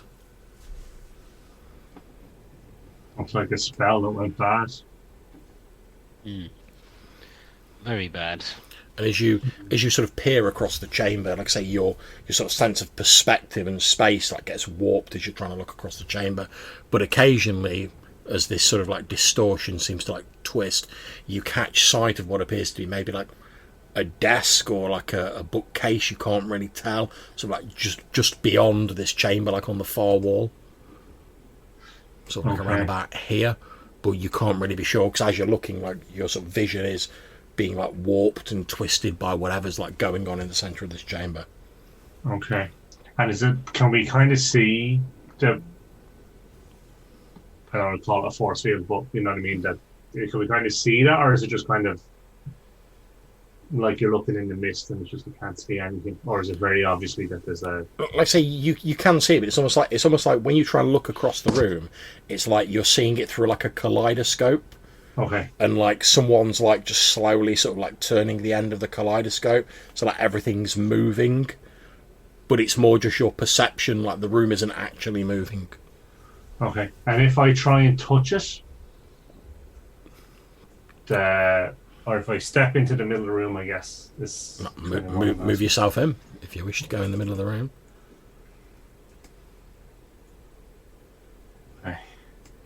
Okay, you step into the middle of the room, and as you do, there's a brief unsettling sensation, like almost like vertigo. But after a few moments, it passes, and the distortion. Everyone else is still seeing the distortion, but for you, everything now looks completely normal, and you can definitely see there's a couple of chairs and a desk, and what looks to be like a bookcase full of like ruined and destroyed books on the far end of the room. Okay. And is there anything now that I can see properly? Is there anything in the middle of the room that would indicate what this spell was going on here when the spell went wrong? You can see there appears to be some sort of like circular design with like ancient runes around it that has been actually like carved into the floor. You can see from a few flakes of metal, it looks as though there must have once been some sort of like metal poured into the design, but it's no longer present. Okay. So can I come over and examine the desk, bookcase, just to see if there's any indication of what this person was trying to achieve? You most certainly can. You look around, and I say all of the paperwork seems to be pretty much ruined. However, as you're sort of looking on the desk, you can see there's like a small drawer, and as you sort of go to like sort of like check it, it's locked. It's locked. Indeed. Okay, so can I use the dagger that I just found recently to pry it open? You most certainly can. I assume you're like standing off to the side and like doing it or something similar. Yeah, or yeah. Okay, so you stand off to one side. It's just a fairly simple lock. You like open, and as you do so, again another sort of like needle or dart flies out of the drawer, which if you'd have been stood in front of it would have hit you. As it falls to the ground, you hear like a tss, and you can see like what appears to be a liquid dripping off the end of it, and where it's hitting the the sort of wooden slats on the floor in here, it's actually like eating into the wood and like steam's rising up out of it. Okay. Okay. As you look back, you can see inside the desk is what appears to be it looks as though it's a piece of parchment, and around it, instead of like twine or a ribbon, is what appears to be a silver ring with like a silver skull on the front of it. Okay. So can I take the ring off and open the parchment? Yeah, as you take the ring off, the parchment, which is damp and sort of ruined by time, the parchment literally just like crumbles like mush in your hand, and you're left holding this silver ring. Okay. With a skull. Indeed. Okay. Okay.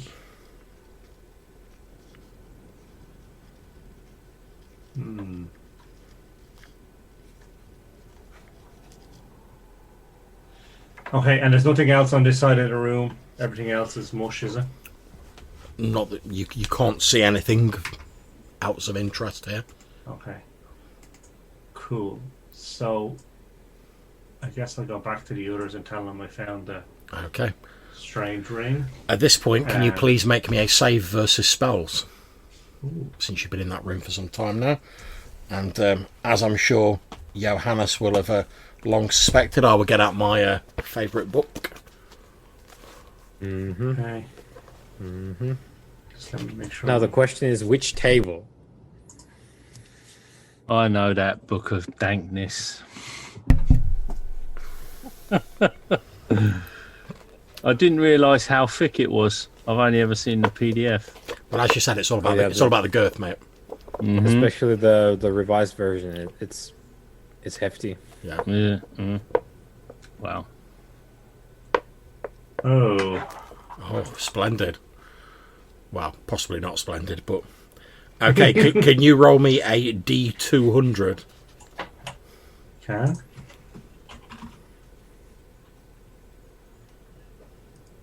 $19. Okay, let me see what we get.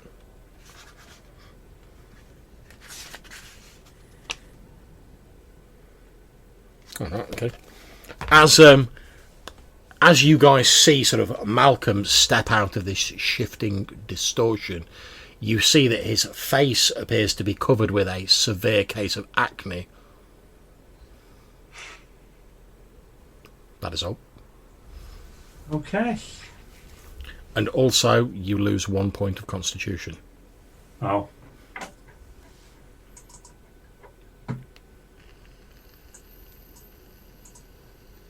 What's up with your face, Malcolm? I don't know. You've gone all spotty. You feel like as you step out of this distortion, you feel like your face and your sort of like arms, which are covered in this acne, are sort of itching, and you feel like a slight sort of like weakness as you sort of step out of this distortion. And obviously, if you like look at yourself in your mirror, which you've obviously got out because you've been using it a lot, you can see this like acne all over your arms and face. Okay. And I would tell you as an out of character note, that is far from the worst result you could have got. Okay. Like far from Is the that worst result. permanent on both cases, or is it? It's because obviously I don't want to like spoil it, but it's permanent unless you do a certain something to remove it. Okay. It can be removed. It's not permanent. Ongoing. Yeah. It's currently permanent. Yes. Okay. Okay. There's an oxymoron for you. Currently permanent. The stairs stop here, don't they? Well, it don't look like it. It looks like they go on to me. They continue up to, like I said, like a trapdoor which leads up to the roof. But I will tell you, just for like, because obviously we're getting on a bit, just like speed it up. You go up the stairs, you have a look on the roof. It's a wooden roof, little sort of trapdoor. You can see the forest as you look around it, but there's like nothing of interest apart from some more snow on the roof. Okay. Well, I feel this tower is having somewhat of a nasty effect on you, Malcolm. I think we should maybe make our way up. As you're discussing that, from like somewhere down below where you are now, you hear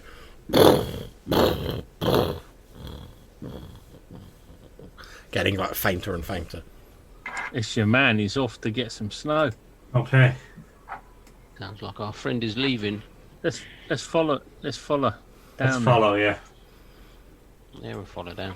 Okay, so you head down and you do indeed come across, he's not moving very quickly, you eventually come across this bronze figure, and it's just slowly like marching down the stairs towards the first floor, then the ground floor. It walks up to the front door, pushes the door open, walks out into the forest.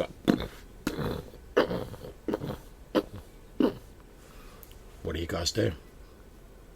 I think we want to follow it. See what it's doing. Okay. Well, it's interesting, yeah. So it walks out into the forest, and it appears to be doing like a sort of circuit, so sort of like taking like a wide arc and slowly returning to the tower. Sort of like about halfway through its sort of circuit, you see it sort of, you can hear in the distance what sounds like the crackling of wood burning, and through the trees in the forest you can see like maybe the flickering light of a campfire, and this thing just like starts walking towards it. As you follow it, sort of obviously keeping your distance a little bit, but you follow it, you see that it walks into a small clearing, and there's like just like a traveller sort of sat there. He's like cooking some meat over a little campfire he's started. He sees this like bronze figure coming towards him, and he's basically like, "What the fuck?" And as he says that, this golem creature just like reaches out, grabs him round the neck, lifts him up by his neck, and sort of still holding him like that with comparatively little effort. He's like struggling and going like that, but can't break free. It turns around and it starts walking back towards the tower, still like holding this guy. Okay. And this guy's like, "Oh, what's going on? Let me go!" Like frantically like beating on like the chest of this thing, and it's just like doesn't give like a crap. It's just like carrying him. Okay. And it like, assuming, are you guys still following it or? Yeah, I think so. Unless anyone feels like. Well, presumably we were following it, and now it's turned back in our direction. Well, no, because it's still sort of going on like its arc, so it's sort of arcing it's on around. a circular route, is it? Yeah, it appears to be like, you think maybe because you've said like, oh, it's obviously some sort of programmed servitor. Maybe it's like following like a pre-programmed route or something. It eventually gets back round to the tower, still carrying this guy. Although he's sort of like starting to look a bit worse for wear because it's like carrying him by the neck.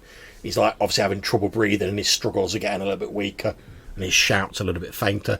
It marches up to the door with its other hand, pushes the door open, marches into the tower, and you hear the sounds of it going up the stairs. Okay. So I guess we want to go in up the stairs after it. Okay. See what it's doing. With You the follow box. it up to the 4th floor, where the sort of glowing like magic circle effectively is. It walks into still holding this guy, it walks into the middle of where this weird sort of spatial distortion is. And at this point, I'm going to ask Malcolm again. Can you please roll me a 1D200? Okay.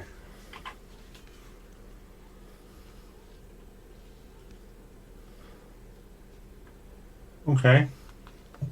5. Okay, 5. Let's see what we get. So, again, it's difficult to see because of this distortion, but as the golem appears entirely unaffected by whatever magical fluence is in this room.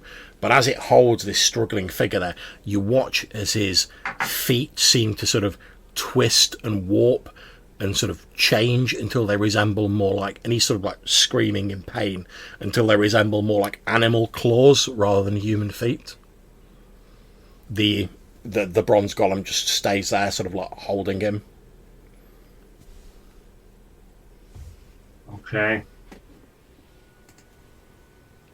Okay. At this point, Brother Lomas, can you please roll me 1D200? I'll have to type that, do I? Yeah, it's /R, same way as you would do on like Roll20. Is that right? Yeah. Okay, 87. 87. So like a few minutes pass while it's holding him in the middle of this distortion. Again, he lets out a sort of strangled scream, and his skin seems to sort of boil and ripple like a liquid. And then as you watch, his skin appears to, at first you think maybe his skin's sort of like flaking off, but eventually his skin like transforms into a coating of almost like spiny like leaves, but made out of flesh.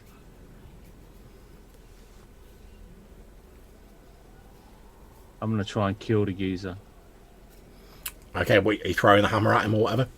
Yeah, I'm gonna. So this guy, I'm gonna try and headshot him. Go for it. Oh, I've just rolled an 11 on the D20. I meant to roll the hammer. I forgot myself. That's fine. He's basically just a peasant, so you will have hit him with that, and he's only really got like a couple of hit points. So as you throw the hammer, it like strikes him on the head. You hear like a loud snap as his head snaps to one side and he falls limp. The bronze figure doesn't like even look at you as the hammer flies back into your hand. It just lets go of his body, which falls to the floor. Then it turns around and starts like back towards the exit of the room. Can I put the ring on at this stage? Sorry? Can I put the ring on, the one that I found? Yeah, that's fine. And I guess I'm hoping that it will give me control over the statue. Okay. It doesn't seem to pay any special attention to you when you put the ring on.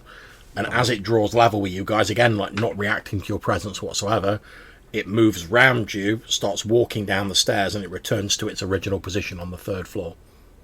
Okay. And then it just sort of stands there. If you follow it, it just sort of stands there again in the same chamber. Obviously, like the twisted now corpse of the man is still like lying on the 4th floor in the sort of magic circle. Okay. So it's making the creatures. Yeah, that's how Well, this it's weird an creature. experiment, isn't it? It's an experiment, and some toe rag wizard has expired, but this bloody thing is carrying on getting experimental subjects for its owner by the looks of it. So, and Have you ever come across these creatures before, Leo? Do you think we could destroy it with your well, misery? Well, I was going to say, technically, if you guys remember the bronze mask that one of you possesses, any of you who encountered that creature that sort of fell apart, you've all encountered one of these bronze golems before. Although you didn't have to face it in direct combat then. yeah, and if anything that is made can be unmade, in my experience. Okay. And indeed, that's quite a famous dwarven saying.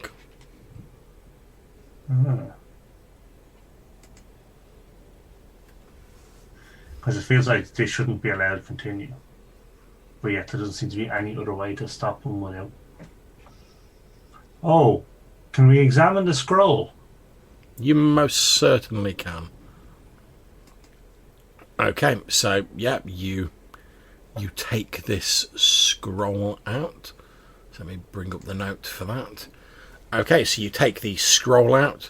It's written in sort of like an archaic form of common, and it says the following.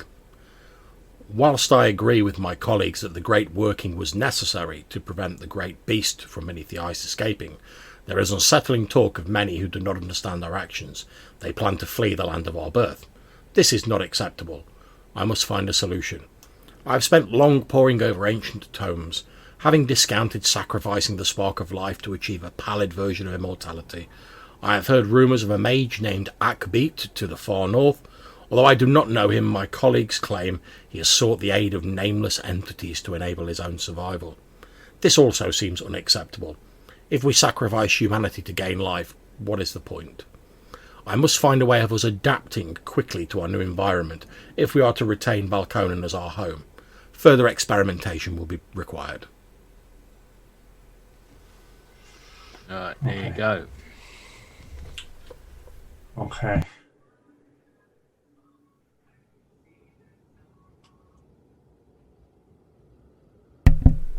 And I think on that bombshell, that is where we're going to end the session for this evening, guys.